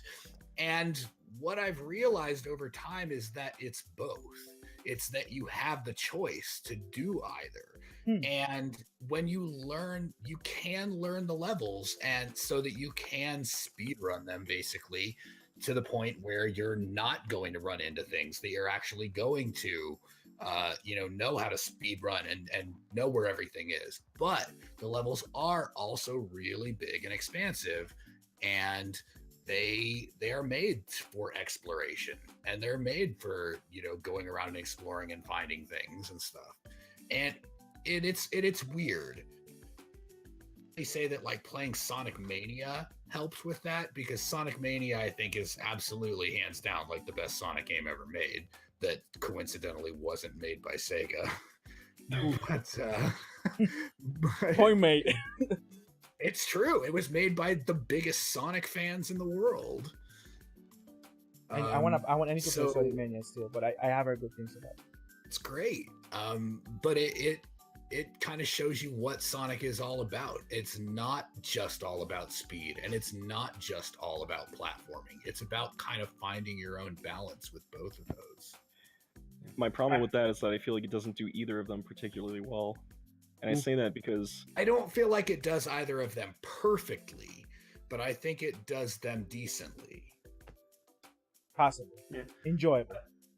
Yeah, I actually see both disagree. sides. Yeah, I'm with I do you. see- sorry, what were you saying, Cider? I see both sides of the argument, but I only played Sonic 1 and 2 when they came out. Didn't play any other Sonic games until maybe 4 years ago. And for some reason, I started playing them again. I think it was because of a YouTuber I watched that was really into him. And it's like, some of these games look good. And I started playing some of the newer ones. And I definitely see the issues with the newer ones. But when I go back and play the older ones, I actually do still enjoy them quite a bit. But I do see the problem. I think part of the problem is with like the whole speed and exploration things. You just don't have enough screen real estate. And it makes it kind of difficult to explore. I think with a little bit more screen real estate, as compared to the character sprite, it would make it a little bit easier. To zoom out. I think that's part of the problem.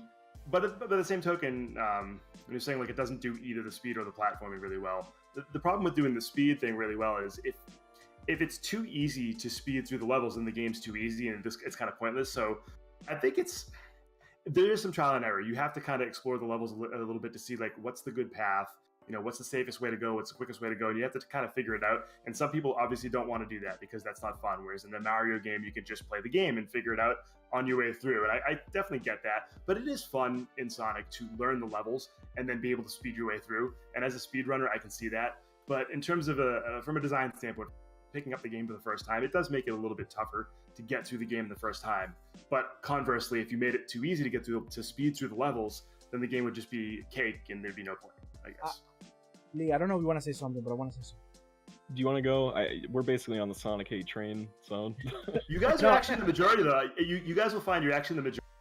Just oh, really? in terms of what I see.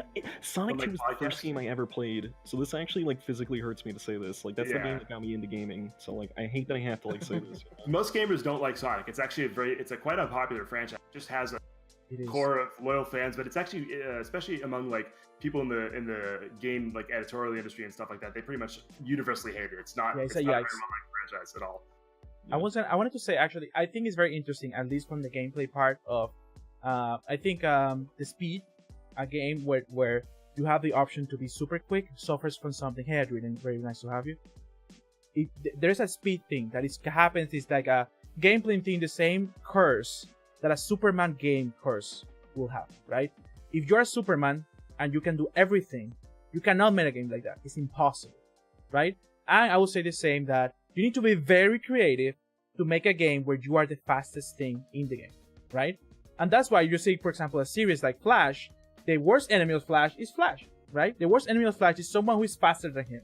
Always, And because Flash is the fastest, like if you have hyper speed, you are invincible.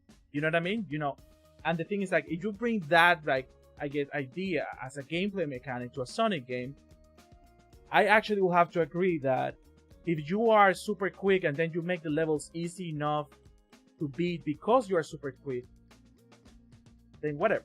You know what I mean? There is not actually a lot of reward besides just going fast, and instead, you know, then what you can just make an open world where Sonic can run everywhere if that's what you want for Sonic to do, right? However, I can bring an example of a more controlled, right?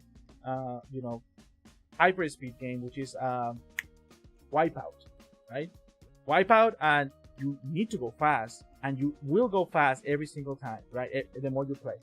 And the thing is, like, the Wipeout controls the speed properly, in my opinion, right? Gameplay wise. And maybe, I think there's like some attempts in the 3D games of Sonic that were trying to do something similar, right?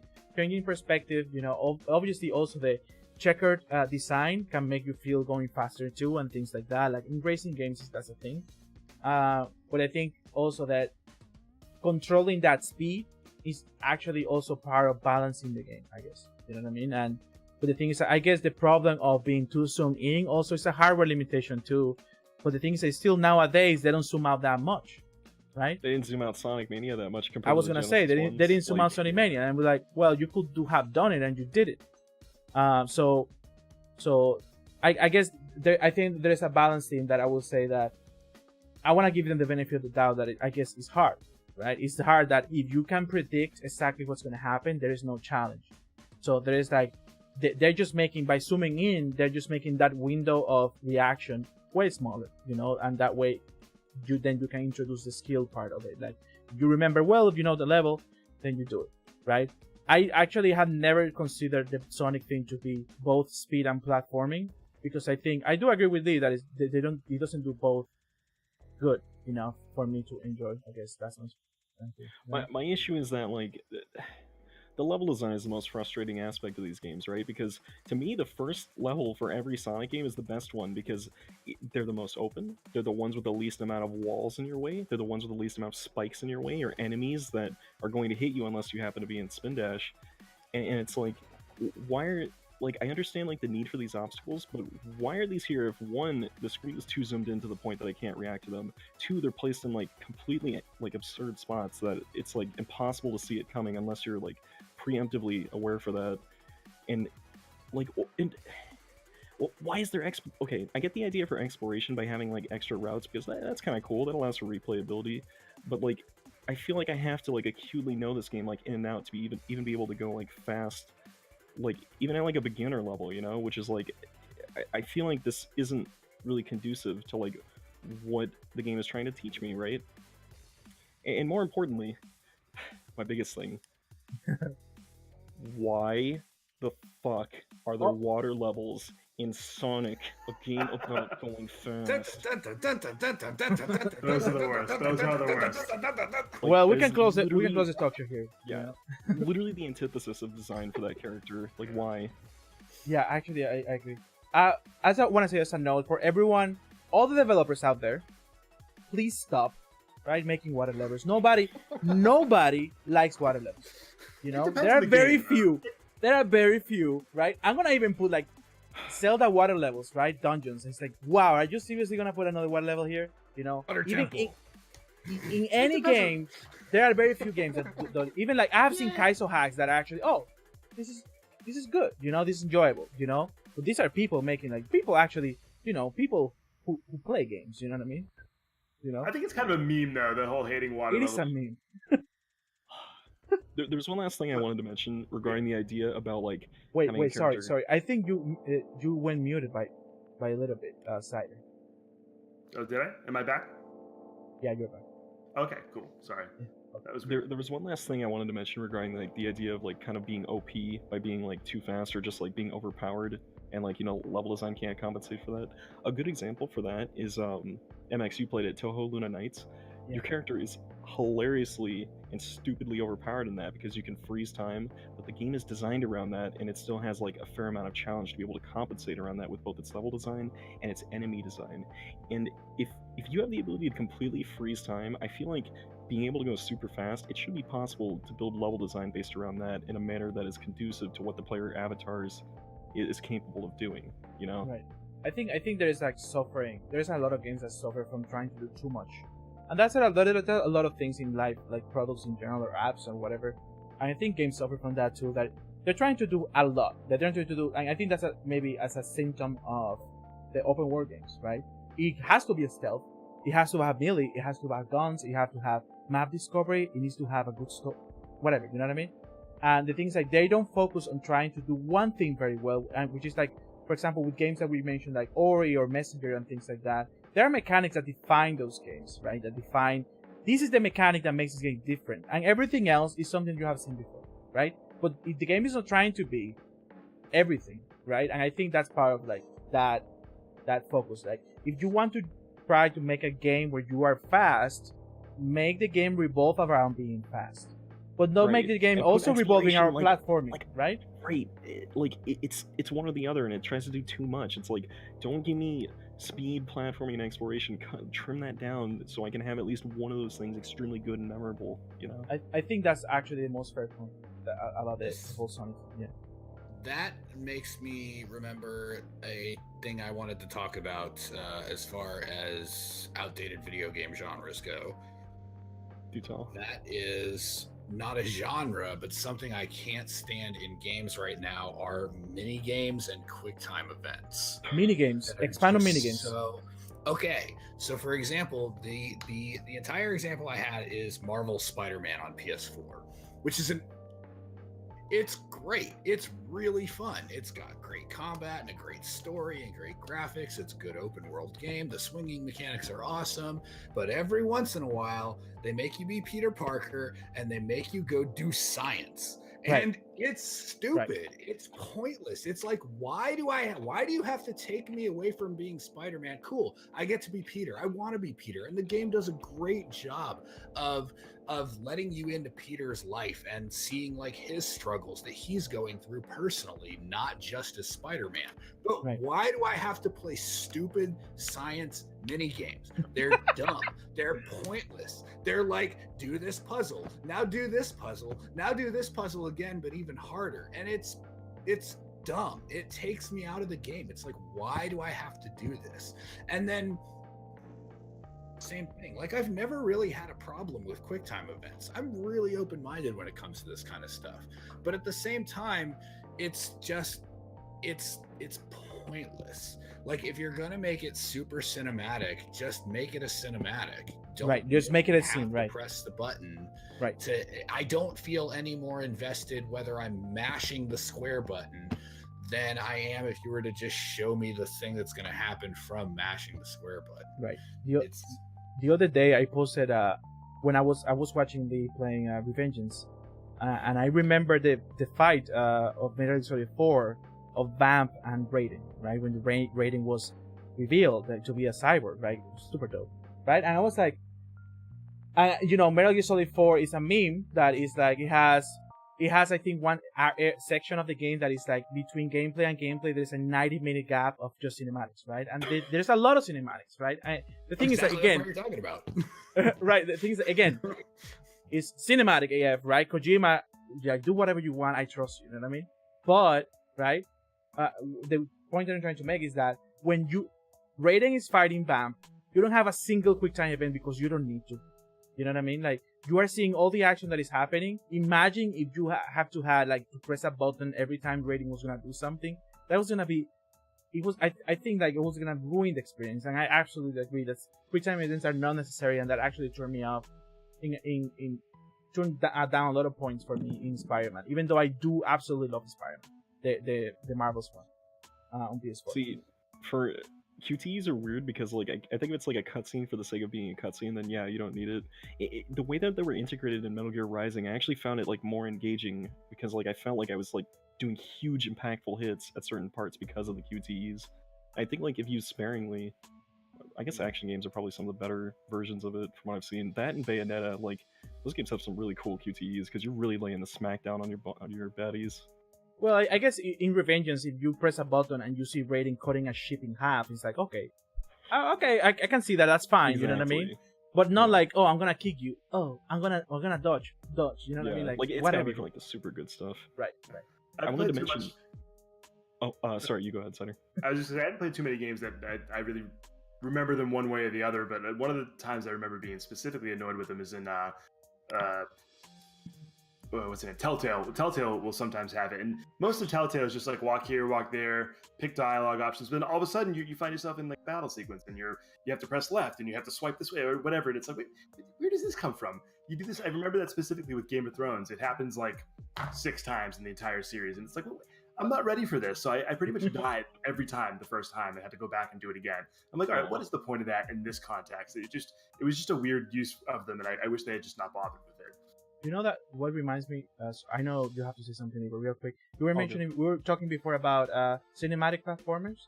I guess the direct genre evolution of that is like games like Heavy Rain, and Detroit, Become Human, things like that. It's like, they give you a movie and you need to react and move here and there and whatever. But the thing is, like, I do find, I guess because you're allowed to make mistakes, like in Heavy Rain and things like that, or like Detroit, that'll actually, and based on the decision, something else would happen. It's not something that is just always just a button that you press to make the story actually move forward. I think that's a look at, okay, at the genre actually evolving, I guess. You know what I mean? Yeah. So that reminds me. That kind of. That reminds me of something that I was going to talk about in my topic, and I chose to leave it out in my talking points. But Heavy Rain, the QuickTime stuff in Heavy Rain is an example of QuickTime events that can have a really emotional impact. Mm-hmm. And that is, have we all played Heavy Rain? Yes. I love that game, yeah. Spoil it. So there's minor spoilers. There's a part where you have to decide to like cut your arm off. Right. Like, or your finger. Right. Yeah. And it's hard. It's really hard to make that decision. And when you do, knowing that you have to hit that button to make that, to do what you have to do, and then again, like, it's like, right. It hurts. Like, it's really hard to hit that button. And that's an example of where like a QuickTime event is effective, right. And especially the Quantic Dream games like Heavy Rain and Detroit and all those things, they do QuickTime events pretty well as far as that aspect goes, of making you feel like your QuickTime event is actually something that you're actually having to do, like that is going to have an impact on you, and it's going to have an impact on your character, not just like mash square a whole bunch of times so that you can hold this car up or it's gonna fall down. Like, okay. Any closing points for this, Cider? No, I think I'm good. Okay, Lee, anything? Before we move on? I'm sad we never got to talk about beat 'em ups. Oh, that's true. That's the big. I totally forgot about that. So you mentioned it. Talk about. If we can do it in 5 minutes, we can. Whoever wants Lightning to go round? for it. Lightning round. I think beat 'em ups they're fun, but I think the problem with them is that because they're such a linear game by nature that they move left to right, and there's only so much room for divergence of the paths. I think it's kind of a genre that struggles to succeed in this day and age. Yeah. They're just very repetitive, and there are a few examples. We had mentioned a couple of them. One of the ones that I wanted to mention, Scott Pilgrim, just because it goes back to the whole music argument that I had earlier, is I think I like Scott Pilgrim vs. the World a lot more than I would if it didn't have the phenomenal Anamanaguchi soundtrack. Like that really makes that game so amazingly good. It does have a fantastic Anamanaguchi soundtrack, but that game is also basically an homage to River City Ransom. Yep. And like, if you love beat 'em ups, you probably loved River City Ransom back in the day. Right. So, yeah, I think they made. I think it's also part of like making it fun. You know what I mean? Like, oh, it's cool. Like I can do. I have power ups or disabilities or like, I guess supers and things like that. Or like, I think they made it fun. I think I actually I'm in this part that I wouldn't disagree, but I don't agree. I guess I guess if a beat 'em up is released, I'm down to play it. But I actually think that maybe it's not profitable nowadays. That they're just not investing time on. And one of the problems is the genre was born out of quarter munching. It was born out of the desire to get people to feed quarter machine. That's what you put a quarter in, you play a couple stages, maybe you put 2 or 3 in, then you'd probably get bored with it. If you really want to beat the game, you can keep feeding the quarters. Right. But it wasn't designed to be a game that sucked up 30 hours of your time. And that's Definitely. I guess that's where it needs to evolve. Yeah, because there's also no punishment. The punishment is just jumping back in, like Turtles in Time, right? Although they put lives, for example, but in the arcade, you just keep putting points, and you can beat the game in an hour. You know what I mean? Yeah, cool. So, great. So, that was very dope. We are, let me see, 2 hours and 50 minutes in. Amazing. And those first 50 minutes were actually intro. So, we have done 2 topics, 1 hour each. That's amazing, guys. That's amazing. The pacing. The pacing is great, right? So, okay, we land on the third and last topic, and this topic was brought to you by Adam, AG Games here. And Adam, I want you to go ahead and say what the topic is, your opening statement. What's your stance if you have one, or expand a little bit more about it. Yeah, let me pull up my notes. Okay. So my topic is the use of art and emotional response in video games. So my opening statement is that video games, like any visual medium, all have an artistic direction. Some games can be classified as works of art more than others.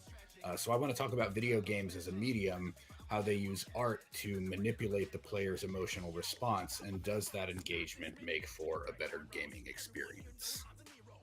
Okay. Can you expand with examples of what you mean? So, what do you feel like strongly about that is like you have an emotional connection Yes. or emotional response? Yeah. A few games that I want to talk about, but the first game that I want to talk about is some game that a lot of people in our chat have been talking about all night long since we mentioned other things, and that's Journey. So Journey is a small indie game. It's not really indie, but it's done by that game company who did Flower and Flow, and they're a subsidiary of Sony, aren't they? I think they're Sony Santa Monica. I think so. first yeah. party, yeah. But so it's a game. Journey is a game that throws you into this mysterious, expansive desert with zero knowledge of how to play the game, what you are, why you're there, what your objective is, and it uses this sense of mystery and its hidden online components, its music, its visuals, and its interpretive storytelling to lead you to all these answers.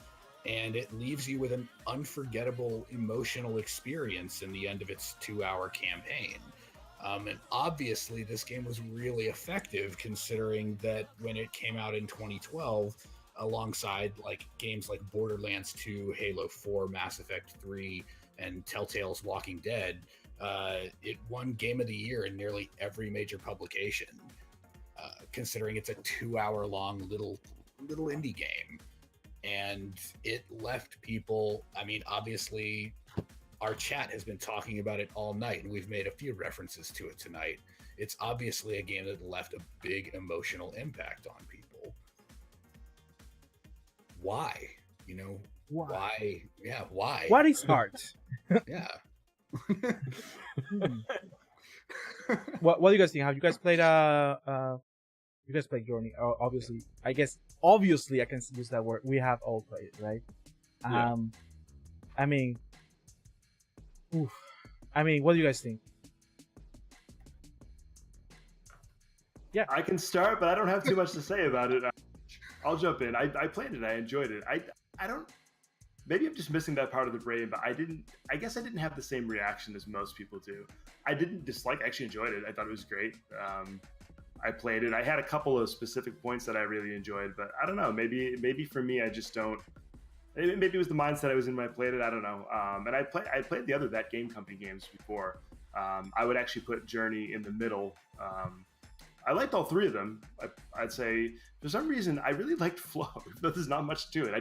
I think the thing with Flow is it's more there's more of a game, like an objective based game, and I just had a lot of fun with it, even though like it's certainly not as technically impressive as the other two, or even artistically. I can definitely see the other two have more merit than Flow does. But I don't know. Maybe it's because I played Flow first. But I enjoyed Journey. I think the part I enjoyed about the most about Journey, and I don't know how far you want to go into talking about specifics. I don't want to get into too much detail. I'm not going to talk about the end of it or anything like that. But the specific part that I really enjoyed was when you were under the water and basically trying to avoid, this giant creature or whatever that's kind of lurking. I that had an effect on me because I thought that was really thing. I really got into it. Like my heart was pounding and stuff like that. That was my favorite part of it. I really enjoyed it.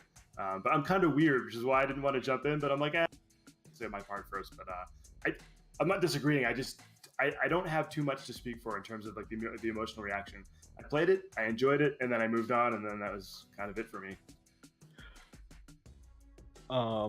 I think the thing that I like the most about Journey is that like it felt like less of a game, and it felt just more of like an experience, and that was something that I found really, really refreshing because, I played a lot of games that are like super mechanically intensive and like very demanding, and I really haven't played too many quote unquote like art games, so to speak, and it's just the fact that it was kind of like, like the controller is just like a medium of moving through this like crazy cool like artistic world that really like enraptured me, and in between the sweeping orchestral soundtrack that I actually liked in this one that didn't feel homogenized, and the just the beautiful like grains of sand that you can like just you can walk across. It was such a magical experience, and I loved it.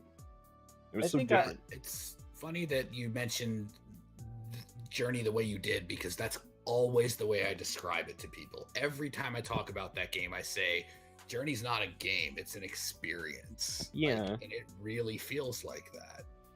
Yeah. I guess I mean with Cider here specifically about Journey, I do love Journey. I wouldn't put it in my top 10, but I think maybe it was like also the mindset that I was when I was playing, you know what I mean? Also, what actually affects for me experiences like that? When people overhype the games for me, right? I went into if you overhype the game, if you're gonna tell me this game is gonna be the most amazing game, actually, I think that's actually detrimental for the experience. It's like saying to me, you're gonna love this movie. This movie gonna be amazing. Go watch it. You're gonna like it. I'm gonna be like, wow, okay, I'm gonna like it. I'm gonna be the whole movie just thinking about what I'm gonna like about the movie instead of focusing about what I'm liking or how I'm enjoying it. And I think that happened with games too. I think I think that because Journey was overhyped to me, I was like, yeah, it was good. I enjoyed it. I actually had a good experience. It was beautiful. I actually, I'm a designer. I love art. I appreciate art. I like to contemplate it, to think about it, to analyze it. And I do the same thing with games, and that's why we're doing this talk. But the thing is, like, I guess I'll have to come back. I'll have to, like, let me put you the example. I had a deeper connection to Wind Waker. I'm gonna put you, for example, the part. I don't want to like, put the subject in another game. But when I played Wind Waker, the last game I played on the stream before the one I'm playing now was Wind Waker, and the part where you need to go recruit Malkar and with the bird game Medley. And Medley, right, for the 2 dungeons. And when you go recruit Medley to open the dungeon, that had actually, like, I didn't remember how actually beautiful it was until I reprinted it again, and actually had a bigger impact because of my state. Because the thing is, like, I was in a state of like, I feel so comfy about this game. I wanna hear what everyone is saying. I wanna be part of this world. I wanna listen to the music. I wanna immerse myself. And I was so immersed that scene actually made me like, wow, like I didn't remember it this level of how actually amazing this scene is compared to when I played it. I thought when I played it first time, I was like, oh, that's cool. Oh, we got Medley, whatever, the things I did. I guess because also I was younger too, I think coming back to the games like that, like the games that you actually enjoy and you're giving another try, it's like reading a book every 5 years or every 10 years. You actually will read it in a completely different way. Like, you will read like The Little Prince every 5 years of your life. It's gonna be a different book every single time you read it. right? And for me, it's like that kind of that book. And I think games like that are like that. Like I guess Journey, or I wanna say, even games that maybe don't fall into it's super artsy or have like very emotional whatever. Like let's say maybe Link to the Past or Super Metroid, I will have another perspective. I guess I landed in my opinion of Sonic because of these things, right? But again, coming back to Journey, I guess I want to replay it again, like to have the right set of mind, because I think that's important too. See, I don't want to replay it because I don't want to like ruin that initial experience. Because like that seems like one of those games that I don't want to like. I don't know. I feel like if I play it as a game, then it might kind of like taint what the experience was all about for me. You get a trophy for going back and replaying it. Do you? Well, I That's guess I what need to you do do.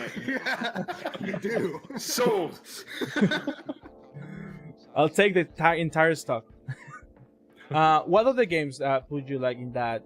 I think I want to say maybe there's a vibe thing, right? There's a vibe thing that games have that I think is also a mix of art, right? Of the art style, of the art direction in general, and the the music that we were talking about before, and the that visual experience, that experience of like the playing is like, wow, I'm here, I believe it, I'm inside of here.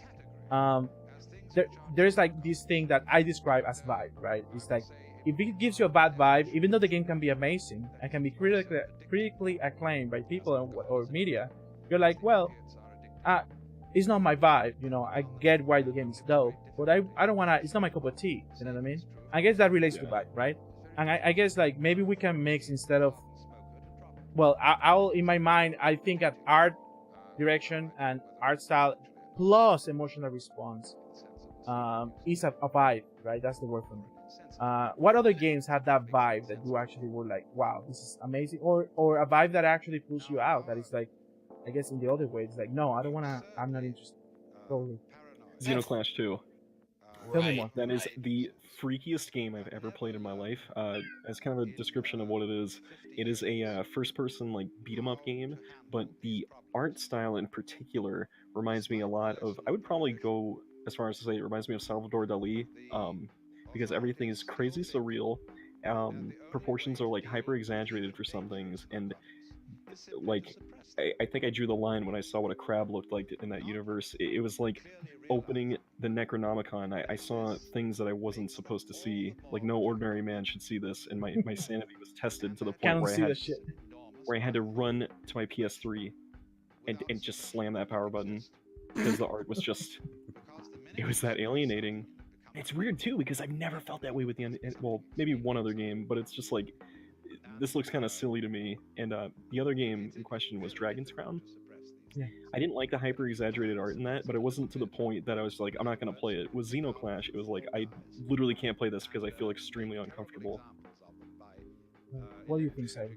I've never had anything to that extent, but one of the games that I just don't like the style of is Borderlands, and I know Borderlands is pretty well respected, and I get the idea of it, and I'm sure it's fun. I've played it a bit, but it just looks ugly to me. I don't, and I understand the style thing. But yeah, it's the only game I can think of that really, I look at the style of it, I just don't want to play it. It just doesn't do anything for me. And it has nothing to do with anything else. I think it's perfectly fine. Like I said, I've played a few hours of the first one, but I just have no interest in it. It just does not appeal to me at all. Do you guys think that when you, for example, see a game, well, let me ask first. Well, let me say this first. Back in the day, let's say more than 10 years ago, the way I used to consume games, before I stopped actually buying magazines, was like, oh, let me go to game trailers and watch some trailers. You know what I mean? I loved game trailers, by the way. I was very devastated when, even though they actually didn't die, they're easy allies now and everything, but I used to go to game trailers and see they had amazing retrospective, they had amazing, the trailers and everything. Screw Attack was there, they had a lot of like content that it was super dope. I love the retrospectives. The retrospectives are my favorite. I watched every one of them all the way through at least 2 or 3 times. I absolutely loved them. Yeah, absolutely. And the way I used to consume games is like, let me watch this trailer. Am I gonna get hype about this? You know what I mean? Like, and also, what's the name? The guy that Brandon Jones, I think is his name. Like the narrator. His voice is freaking amazing. You know what I mean? It's like he can hype any game he wants, right? And I was like, wow, this game looks good. I remember getting hype about BioShock. right? And Bioshock was a Vive thing. It's like, wow, like the water effects are like, what is this world? Like, what's happening here, etc. And the thing is like, and for me, it was a very visual thing, right? Like, the first attraction for me in a game in general is how actually they visually, put it for me and how they actually sell it in a trailer, right? And I think that's actually part of again, that vibe, that emotional response that I'm gonna get. Like a very well designed trailer can actually have an impact to you on how hyped about the game you are and how you actually consume the game once you're playing. Which I think I'm very, very much like that. If a trailer is trash, that can actually turn me off from an actually dope game that I might actually be missing out. You know what I mean? Mm-hmm. And the only thing that is left is like people telling me, no, actually this game is dope. Like I wasn't hyped about The Witcher 3 until I actually had to set a rule in my life. That is that because I have limited time, you guys are all adults here, right? I have limited time. I can play all the games that are out now. If a game is 90 plus, I'm gonna buy it, I'm gonna play it. But if I'm hyped about the game, I don't care what the score is. I know I'm gonna buy it, I'm gonna play it, I don't care about how much I paid because I'm excited about it. But the visual thing is what called me first, and that made me the hype, and then I want to learn more about it. It's like, wow, that tunes, the music was dope. Like, what about this character? What's gonna happen here, etc. Like, in what world is this set up and things like that. So vibe. So I guess another example, one example that I want to bring for that is Little Big Planet, right? I think Little Big Planet is a vibe. It's like absolutely beautiful, and the art, at least the approach they had with the art was like, wow, this is very appealing to me. I want to be here. I want to control this sad boy. I want to make some worlds. You know what I mean? And it's just like happy times. Happy times all the time, and that's what I want. The things like I allow games to actually take risk about how they tell stories, what kind of story they tell, and subjects that they want to touch. Like for example, Celeste, it's an amazing game in every way, right? Like in platforming, like controls, music, visuals, also even the themes that is like going through. But there are some games that are like I don't know, I want to mention Psychonauts. Because Psychonauts is actually very good. People like it a lot, but I don't like it because it just doesn't call me. It just doesn't. Do you guys like Psychonauts? Love Psychonauts. Tell me more. Why? I haven't played it actually. Oh. Why do you like Psychonauts? It's a really good game. I like the art style. I know some of you don't. I don't. But I like the art style. I think it's very creative. It's very like we talked about this the other day. It's very reminiscent of like stop motion animation, stuff like Nightmare Before Christmas, Coraline, those kinds of things. It deals with like heavy themes, like all sorts of different psychologies and stuff. It gets pretty weird. It gets a Twin Peaks kind of vibe at some point. Yeah. Yeah, it gets pretty like the Milkman conspiracy stuff gets pretty. That's the funniest crazy. part of that game. Oh my god, it's creepy though. It's really crazy. But I just really liked the game. I liked the characters. I liked the camp setting, and I'm really looking forward to the sequel. Do you think that's a game that actually falls into like the use, like as the topic says, like the use of art, emotional response? Like, does it actually got to you like that, or not really? Oh, it didn't get to me like that, but it does. It has a lot to do with psychology and getting in your head and stuff like that. I mean, that's literally a huge plot point in the game.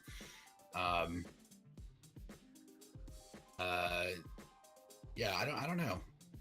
I like Psychonauts. I still haven't played the VR game, and I'm looking forward to playing that. I forgot they had a VR game, honestly. Yeah, it's supposed to kind of like bridge the gap between 1 and 2.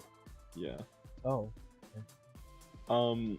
Psychonauts is weird. I have a really odd history with that game because the first time I played it, I was kind of younger.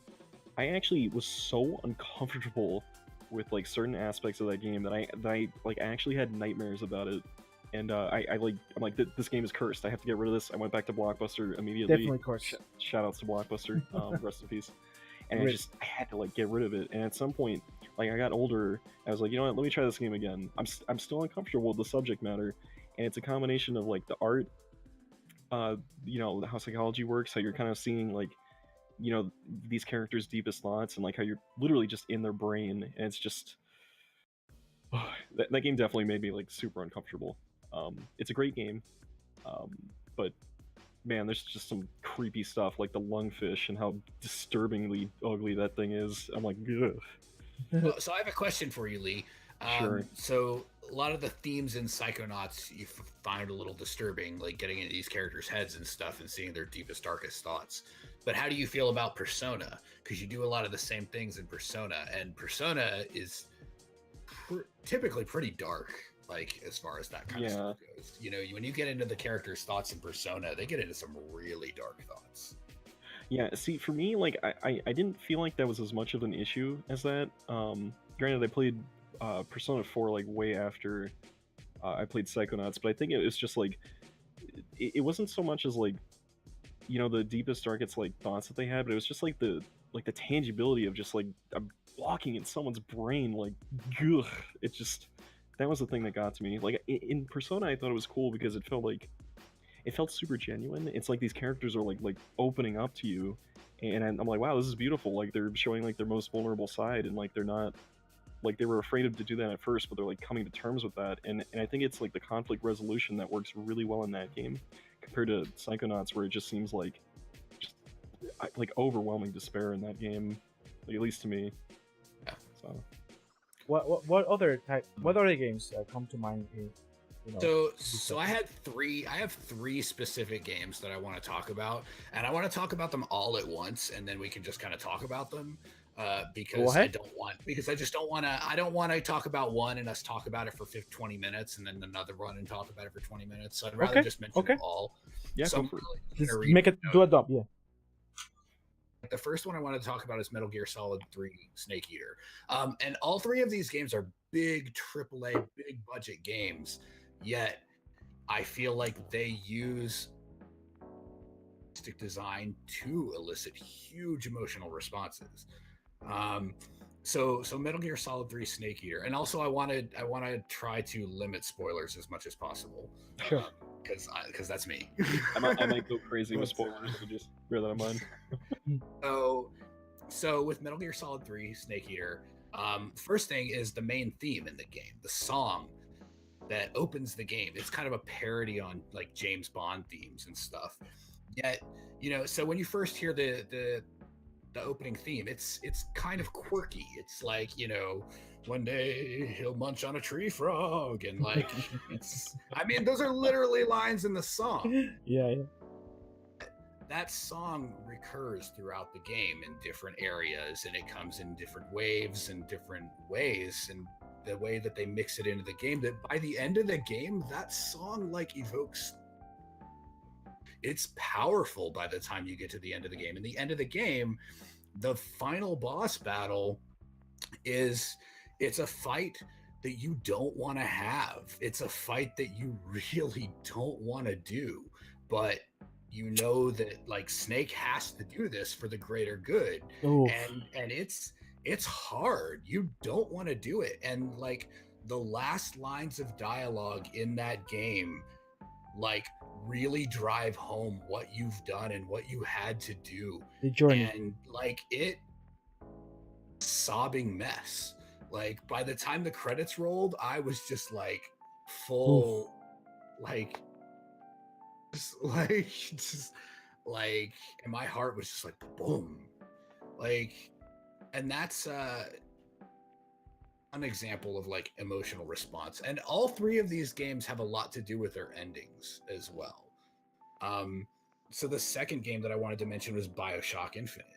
BioShock Infinite is on my list of my favorite games of all time, and I've played a lot of games, but that game,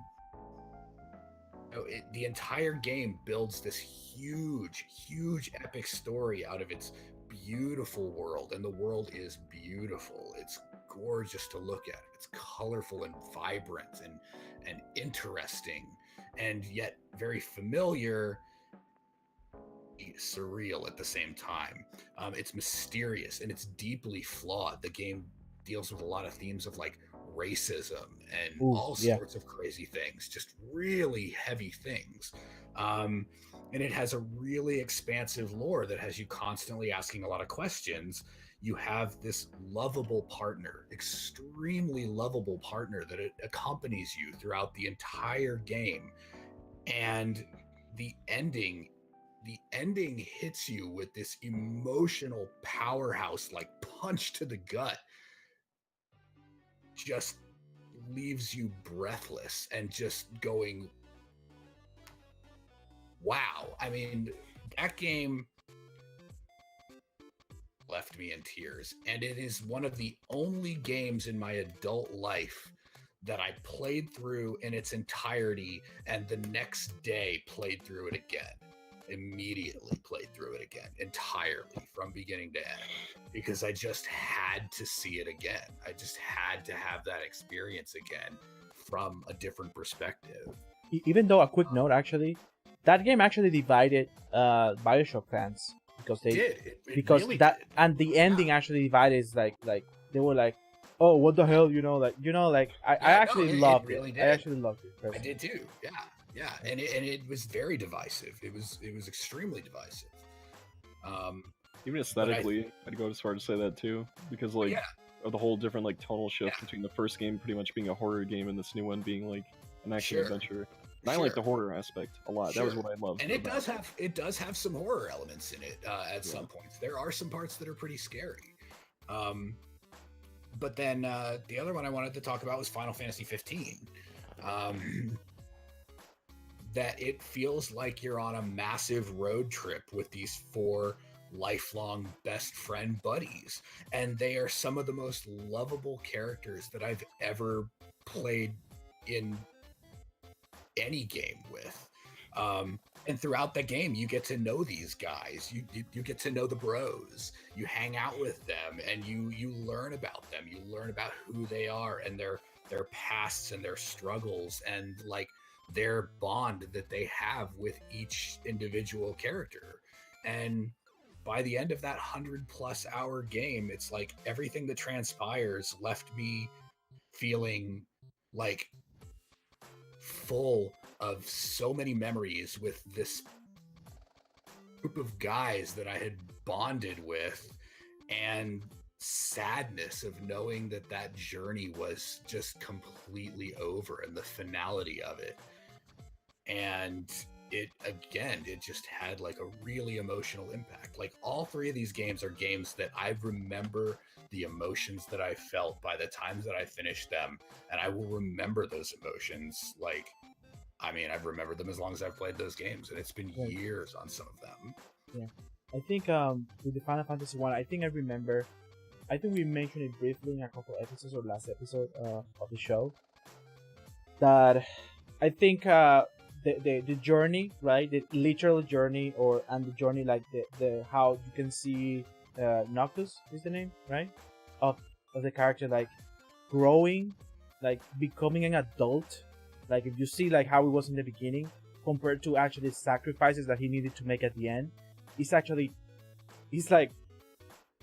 so you make that connection, like it's like unfallible. I think it's like it was excellently made.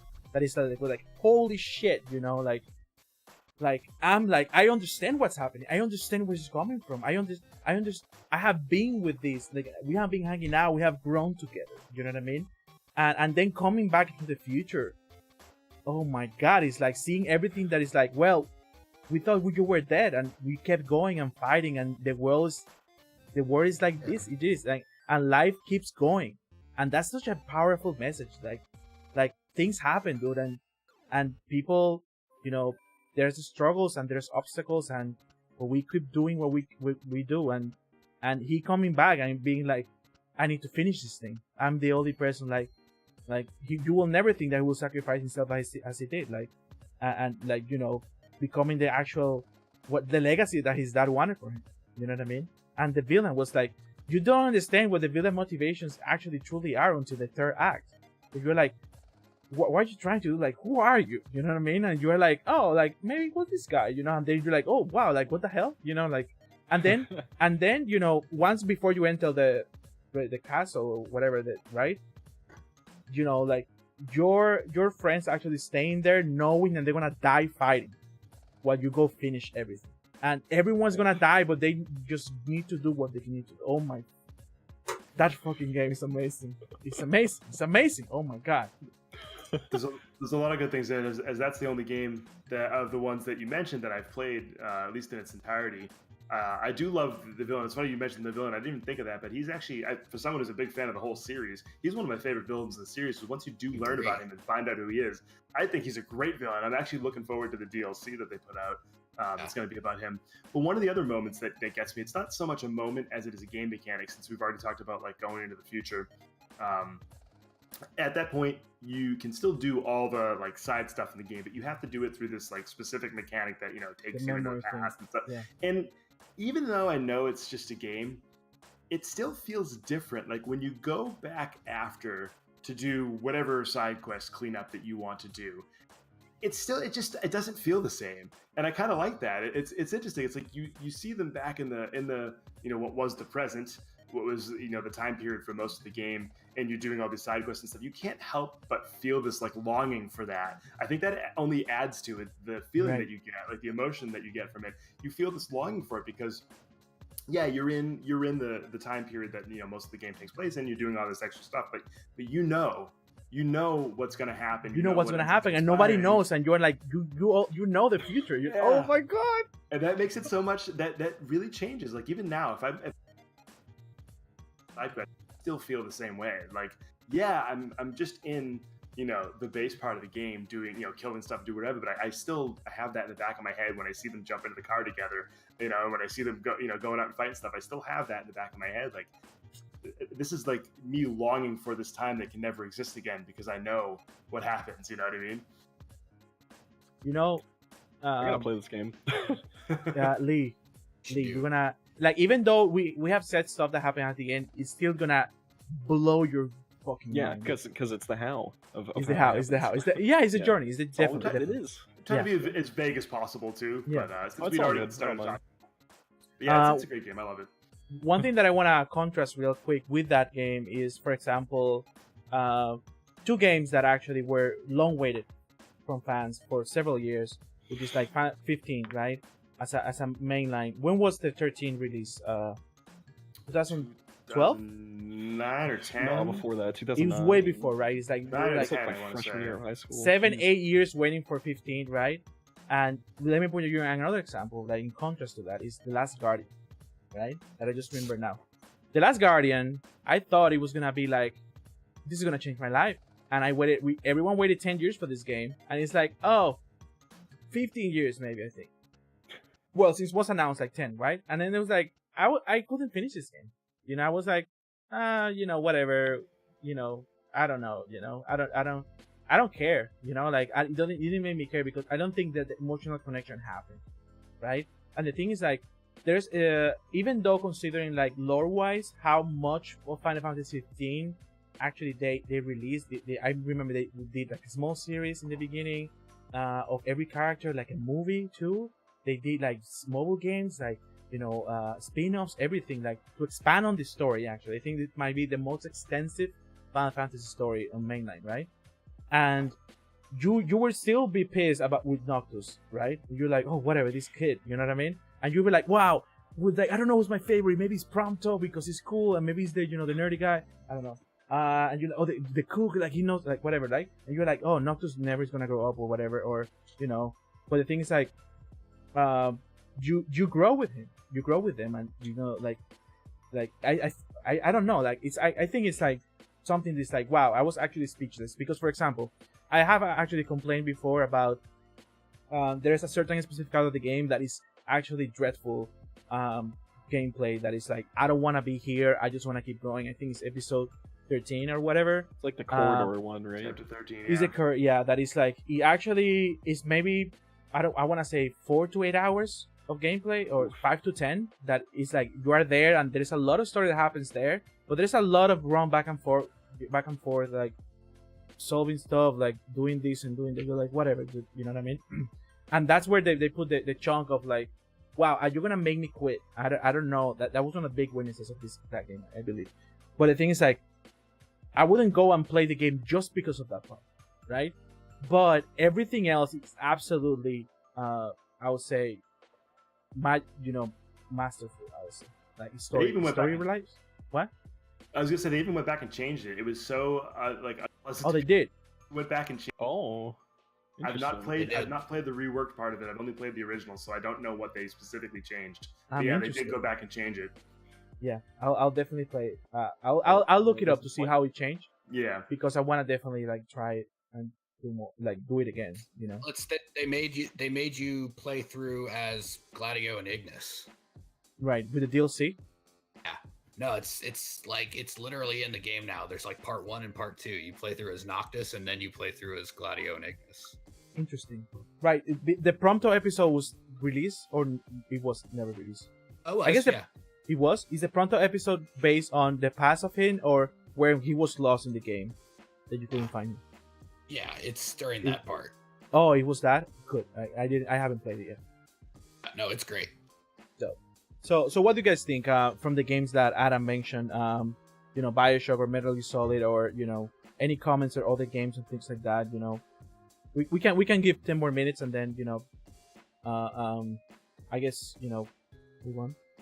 I think I would have. Oh, sorry. Go ahead. Yeah, I was gonna say, I think I probably would have had a better emotional response to the end of Metal Gear Solid 3 if the final boss didn't constantly body me by CQCing me into Oh, you gotta get good, man. I didn't know how to solve the puzzle. I just got my ass beaten. Oh, you never actually beat it?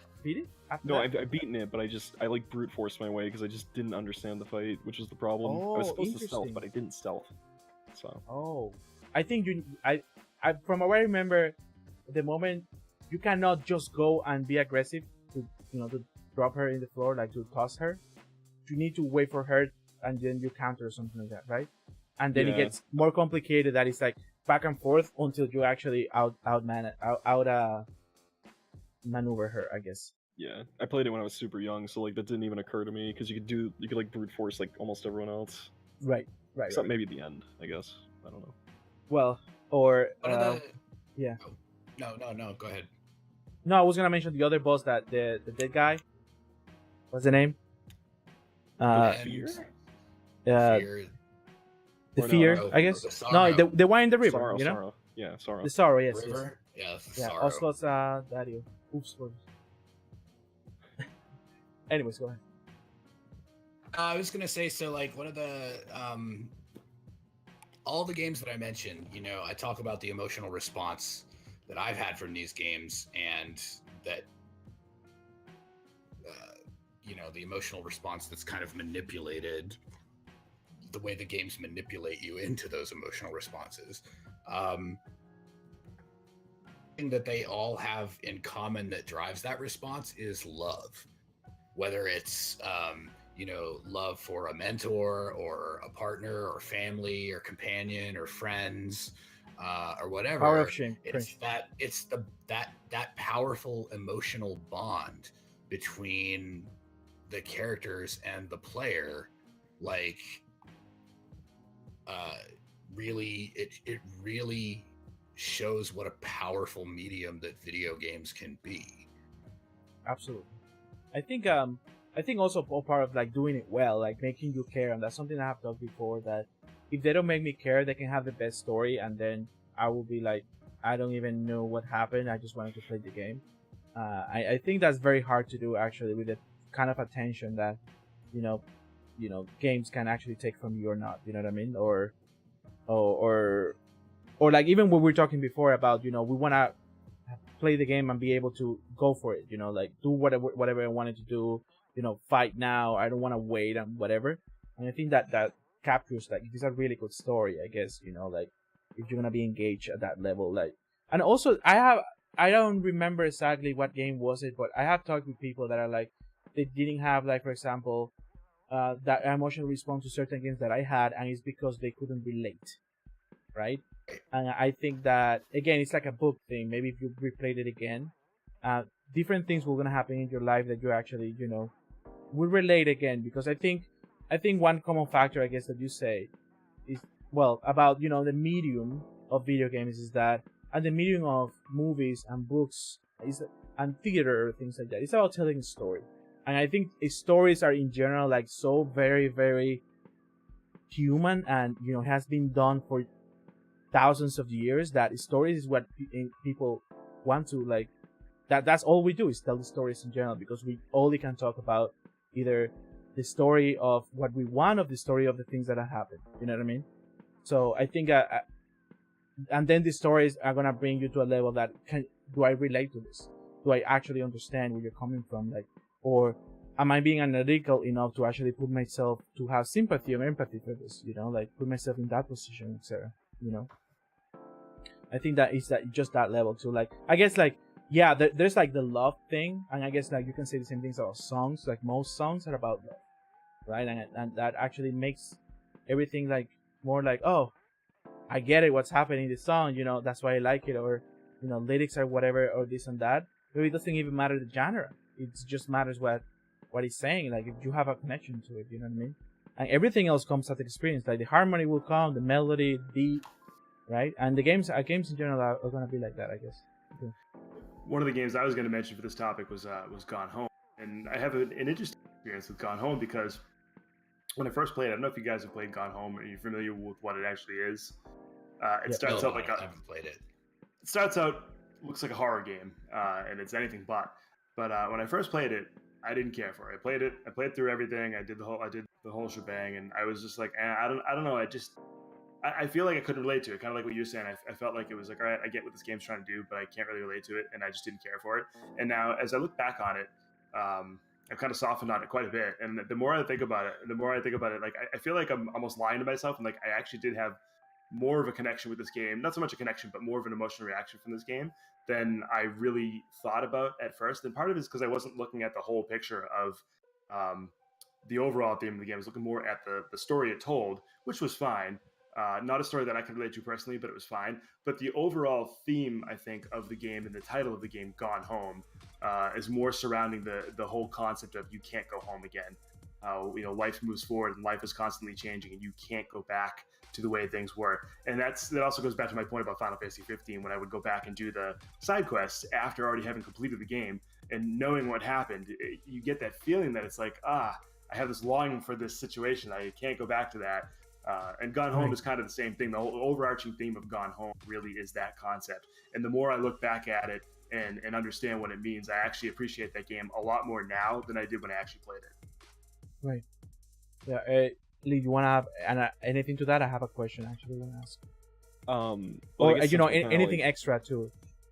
Yeah, I guess we're kind of like on the topic of like things that we kind of like that elicit emotional responses in us. I think some of the games that have been some of the strongest for that to me. I keep bringing up Lisa because it's like really up there. Lisa, Danganronpa, and I think like the big thing with those games is like the idea of trust, truth, deception, lies, and betrayal. Like, I don't know. I think that really like got to me in those games specifically, because in Lisa there's like a lot of moments where you have to put like complete faith in like total strangers to help you like achieve your goal, and it's crazy to think of that, because like the big twist at the end of it is that like none of the people like that you're working with were like really on your side, and it's like it's crazy because in that game I felt like my heart like physically hurt. Like it felt like it was like coming out of my chest, because it was like, this is just because I've been in this position before, and like it is just absolutely crazy how a video game can just so palpably make you feel like something that you've experienced in real life. And it's just, to this day, like I won't forget like how strong that was, so I think that there's like I think that in this day and age, like people, I always say that you don't meet anyone now asking if they play. You meet anyone and ask them what they play, because I think that it has come like to this level of everyone. You can talk to everyone about these things, and talk about everyone like, wow, I want you there's like this experience that I experienced that I want you to experience. So it's like in basically games in general. You know what I mean? I guess we still call it video games. I think there's gonna be a point in time we're gonna stop calling it video games, to be honest, and it's gonna become something else actually, because the genre, the medium is actually still very young considering to any form of art, I would say. Yeah. So actually, the question that I had is that Cider, in your notes I see that you had a question about missing out about some games, and I wanted you to go with that. Yeah. Yeah. So it actually, I was going to bring it up when we were talking Guardian, because I've not played those games, and one of the things that especially when I first started talking about like the That Game Company games, to how of the 3 That Game Company games, I'm the weirdo that likes Flow the most, which I'm probably the only person on the planet that likes that game the most. And I didn't dislike Journey or Flower. I just didn't quite get the feelings that everyone else gets from those games.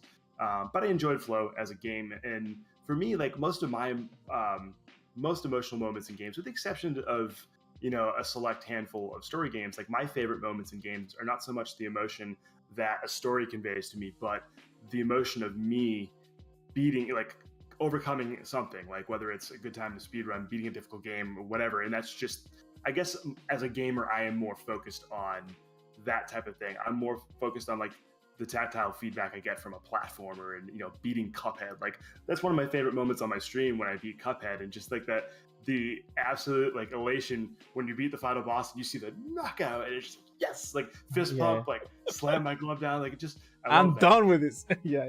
And that's my favorite thing. And I think I have experienced the other side of it. And I think I maybe I don't spend enough time playing games like that. And maybe I need to try to fit that in, especially recently, where it's like, I've got 2 sides of my gaming. I have my Final Fantasy 14, and then whatever I'm playing on stream, whether it's a retro game or a speed run. And I've not really been able to fit in a lot of contemporary games in the past year or so. And that's why I was like, am I missing out from not playing Shadow of the Colossus? Like, should I go back and try to play some of these games? And Shadow of the Colossus is one that I mentioned, and I bring it up now because you had mentioned The Last Guardian earlier, and I've never played them. I tried Shadow of Colossus for a couple minutes, but I didn't really try it. You know what I mean? I can't say that I honestly tried to play the game. So that was my question. It's like, what am I missing out on? Like, obviously I enjoy what I do. I enjoy trying to beat difficult platformers and stuff like that. That challenge is definitely the biggest part of my gaming life. I also have my specific story series I play, but should I try to work those in? Like, what am I missing by not having played a Shadow of the Colossus? I'm going to say absolutely you are missing out by not playing Shadow of the Colossus, not only because it's a really great game, and it is, but I think that it will feed your exactly what we were talking about that feeling of like taking something down and being like, yes, I did it. Not that Shadow of the Colossus is a particularly difficult game. It's not, but it's literally all about just taking down huge bosses and figuring out how to take them down. Yeah. It's not as simple as like, there's a boss, bam, bam, bam, dead. It's okay, there's a massive boss. How am I going to beat this thing? And every single one requires some different level of strategy. Right. So yeah, I think you should absolutely play Shadow of the Colossus. I think I'm gonna spoiler something. Okay, I haven't played Shadow of the Colossus. But the thing is, like, I know a lot about the game. I know, I couldn't get it when I was a kid. I know the remaster version came out too. The remaster and the remake. It was both, right? Remake. It was remastered on PS3. The PS4 and then the remake, remake, is a complete remake. Right. Which cool. I know, for example, that like I know a lot of what happens. I don't know, for example, specific strategies that maybe I have seen them, but I don't remember of like most bosses, and I have seen the designs, and that's why I have felt like, oh, maybe if I played, I wouldn't, right? Like, I don't know, I just haven't had the opportunity to actually do it, and I guess this conversation has inspired me. Actually, I'm gonna get it and play in the stream as soon as possible. Actually, so that's great. Yeah. That'll be. I do know it's dope. Everyone I have met that have played it like actually absolutely loves it. I just had a bad experience with The Last Guardian that I didn't want it to happen with that, I guess. So I just, yeah. I think it has been a good podcast so far, a good talk show, right? Definitely. Yeah. I think we can. I think that's a good way. That's a good point to wrap it up. We have been doing it for 3 hours so far, and and Cool. I absolutely thanks That's how we wrap it up. Play Shadow of the Colossus. I want to thank everyone, like Cider and Adam for being here, and Lee obviously is my co-host as always. And I want to thank everyone in chat too. What I want to do now is that usually when I go on outro, I want to ask chat if they have any questions while I go through outro. And if you have any questions for any of us, this is your opportunity to ask. If you didn't ask it before, I didn't see any specific questions for us, but if I miss them, you can post them now. Any questions about any game or our streams or whatever, now go crazy. I'm sorry. So I want to also, while I do that, we wait. I want to go. What I usually do on my streams is that I go and thank every individual person who actually chatted in my stream, and I'm gonna do that now. I'm gonna go up all the way up to the beginning. No, not here. Nope, not here. Not here. Okay. So yeah. So basically, okay. So I want to thank you guys for being here. Thank you for the host, by the way. Hey, actually we got some follows today too. One yesterday, Pandemonium Confusion. Maybe you guys know these people, right? These viewers, Nick Rex, Mr. Big Miller, Sparkly Golden Light, and Fatigue. I know I know him Fatigue. from Lee. And also we got 2 raids for Master Ting OG and Bisco today, and thanks a lot for that. I appreciate it. So people who chatted today, York and Zach, Darling Jessica, Nick Rex, thank you very much for your time. Sparkling Golden Light, yeah. Let me see who else. Classic Juke showed up for a little bit. Fatigue. Let me see. Demure DX. Amber Richard. Thanks a lot for your comments and everything, and hanging out. Amber Birdie, Zachary Gamer. Let's see, Adrillian. Thanks a lot. Mr. Big Miller. These are you guys. I don't want to. Yes. Yep. Nick Rex and Mr. Big Miller are my friends. Yep. Dope. Yeah. So thanks a lot, guys, for the commenting in chat. Since we don't have a question so far, I wanna give you guys the floor. Okay, wait. Do we have a question? Okay, so thoughts on finishing Final Fantasy 15. I personally like it. Lamau. I love finishing in Final Fantasy 15. If I have to rate the game for its story and its ending, it will be a 10 out of 10 game, right? But it has its flaws, right? If I have to rate it for that, that's my opinion. I mean, they literally made an entire VR game out of fishing in Final Fantasy 15, and it's actually a really good game. I kind of want to try the VR game. Yeah. I thought the fishing was fine. Thoughts on fishing? I thought it's thought on finishing. Aren't you supposed to catch like the Leviathan in that or something like that? Or something crazy? It's a great game. Like it's like not just fishing. It's like fishing and shooting and story and all sorts of stuff. It's great. Blade warping. I think that blade warping. I think that fishing was the kind of fishing. I know Japanese developers love fishing, right? They put fishing in a lot of places, a lot of games. I think fishing is that the Final Fantasy 15 is a game that if you're playing and you're like, you know what, I don't want to be killing stuff today. I want to chill out, but I want to play the game. You go fishing and you chill. You know what I mean? And that I think that's part of it. I think that's part of why they include a lot of these things actually. At least Japanese developers, these mini games or mini side quests or something, things like that. Didn't catch much of the stream, but I caught the end. Good stream. Thanks a lot. Yeah. Honestly, the fishing had me hooked for days. It was so relaxing yet interesting. I absolutely agree. Okay, let's see. So I want to give the floor to you guys. Talk about any projects you have going on. Talk about your stream. Promote everything you want. Take as long as you want. I want to start with Cider Monkey. Go ahead. Cool. So I stream primarily retro games, platformers. I do some PlayStation trophy hunting, and I do some speed runs. I've got a collection of about 6 retro games, mostly NES, that I speed run.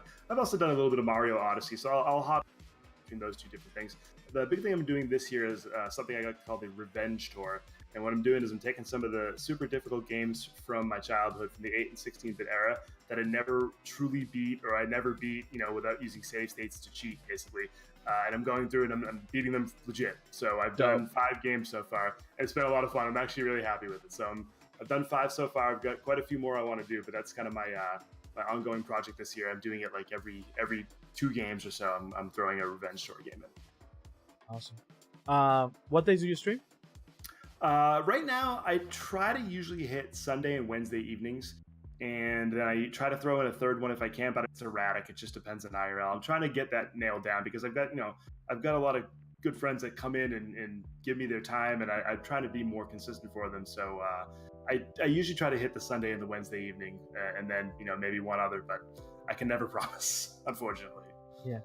I know you were introduced to me by Lee, and Lee, I wanted you to say some words about Cider if you can. Yes. Have you met him or you know something? I'm pretty sure I saw you playing Rondo of Blood, right, Cider, or something. I think that was it. Yeah. Castlevania brings Me all too, of us actually. together. What the? Yeah. I got a lot of people from Castlevania. I got a ton of Same people for Adam, actually. Castlevania actually draws a lot of people in stream. Yeah. Oh, dude, that's so crazy. I met all you guys by playing Rondo of Blood. That actually blows my mind. I know. Spoiler, we didn't know. It was so yeah. Planned all along. So I was watching Cider play Rondo of Blood, and I think like the thing that I noticed at first, I'm like, wow, his commentary is actually really good. He has like something interesting to say about like every single thing. I'm like, I'm sold. This is cool. I'm down. Let's do it. Follow. Follow immediately. Awesome. And he's a nice guy. So. Yeah, I don't know about. No, I'm just kidding. Yeah. It has been a pleasure to have you. Thanks a lot for your time. Thank you for having me. Yeah. So Adam, HGA Games, please, the floor is yours. Go crazy. Promote everything. Go. Oh boy, I'm tired. So I stream on Monday through Fridays on Twitch at HGA Games. I said before in my intro that HGA Games comes from my YouTube show. I worked in Hollywood for almost a decade, and then I turned that into a YouTube career where I started I did a few YouTube episodes and retrospectives that were very critically acclaimed by fans around the world and by big game developers. And some of the big game developers hired me as a Twitch streamer, and I did that for a while, and now I stream full time. So come follow me on Twitch and follow my YouTube show at youtube.com/HGA Games. Those episodes are coming a lot more now too. I'm working on a bunch of new episodes that are going to be coming out soon, and hopefully I'm going to start releasing episodes every other week. Yeah. YouTube.com/AGA, just like that. Huh? YouTube.com/AGA, just like that. Yeah, youtube.com/HGA Games. Yes. I was saying it wrong, sorry. Okay, I shared your link in the comments, by the way. Yes. Awesome, thanks a lot. I remember you showed up in one stream with Lee, and I was there. And even I think I gave you a sub for Lee. I think it was I don't know if it was the same day, but we had such a good time. I was like, that's dope. I don't know if you guys met it. I was just super hyped. About everything. I thought Lee. I don't remember if Lee met me watching me play Rondo of Blood or Devil May Cry 5. I believe I did. Right. No, but I mean, Rondo I think I saw you when you came to these streams, and I was there. Yeah. But Lee, if you wanna, So I guess. Yeah. I met Adam when he was playing Rondo of Blood. All three of us. Isn't that wonderful? And I'm not gonna lie, it's the Adam. game that brings everyone together. Yeah, I'm not gonna lie. I think the thing that sold me, in addition to your personality, was the fact that 2 of your favorite games that were on your list were both Symphony of the Night and Danganronpa 2, which is amazing because I love those games so much. So, yeah. Awesome. Yeah, Lee. You know how it is. Go ahead. Hey guys, it's your boy, Just Lee Belmont, your noble vampire hunter. I stream Castlevania games, unsurprisingly, because I like that series. I have a weekly series where every Monday I try to speedrun a new video game, and it's been going 26 weeks strong. I don't show any signs of stopping that, unless I run out of good games to play, which may very well be possible. But yeah, I stream weekdays, 1 to 7, trying to do like a longer schedule. And if you're interested in a nice, cozy experience with an ASMR voice, you know where to find me. Nice. You guys, I have always said I met Lee, 6 months ago when we started like networking for streaming, you know what I mean? And we have been, collaborating and working with each other, since then. And he's an awesome, amazing person. So go please follow all these 3 dudes, Cider, Monkey, HJ Games, and Just Littlemont. If you can, please give them a follow. You will not regret it. I absolutely can assure you that. And so I want to talk about a little bit real quick about the purpose of the talk show. And basically, the goal is to bring people together, bring small communities and bring, the thing is like, I don't have a limit of how many followers you need to have to be in the show, but usually, there's a lot of like good quality content out there that, I think people need to know and discover. And, I think part of what I love doing is meeting new people too and talking about the things that we all like. And this is how this show came up, it's like, let's just talk about games, have a good time, chill out and just bring all these communities together. We get to know each other. We need to support, we get to support each other, which I think is awesome. And I think we all can agree that that's one of the best things you can do, besides, all the fun that we have here.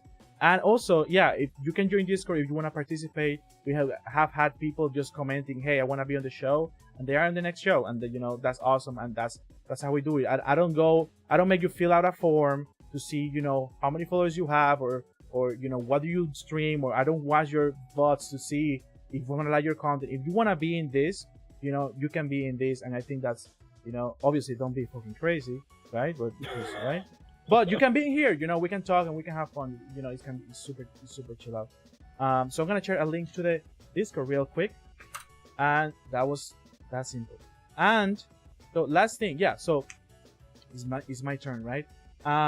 So in Discord you can have also other stuff going. Every 25 followers, I do giveaways of games. I do mini reviews. There's a social feed there. That's where all the collaborations happen too. So you can go there. We can chill out and talk about stuff.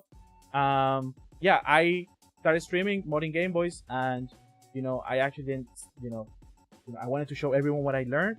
I'm not a pro, but I actually just made a business out of it. I run an Etsy shop that is pretty successful. Subscriber gets discounts, so you know what to do, right? And I'm talking about Game Boys, like like you have the color and you can put a backlight or something. You know what I mean? So it's something like that, right? And I started doing this, and then I started like transition to playing games, to meeting people, to creating content in general, because that's what I like doing. But yeah, like I stream. Lee, did you mention what did you stream? I believe, if I may, I can. Right, Lee streams between 2 and 7 p.m. or 1 p.m. and 7.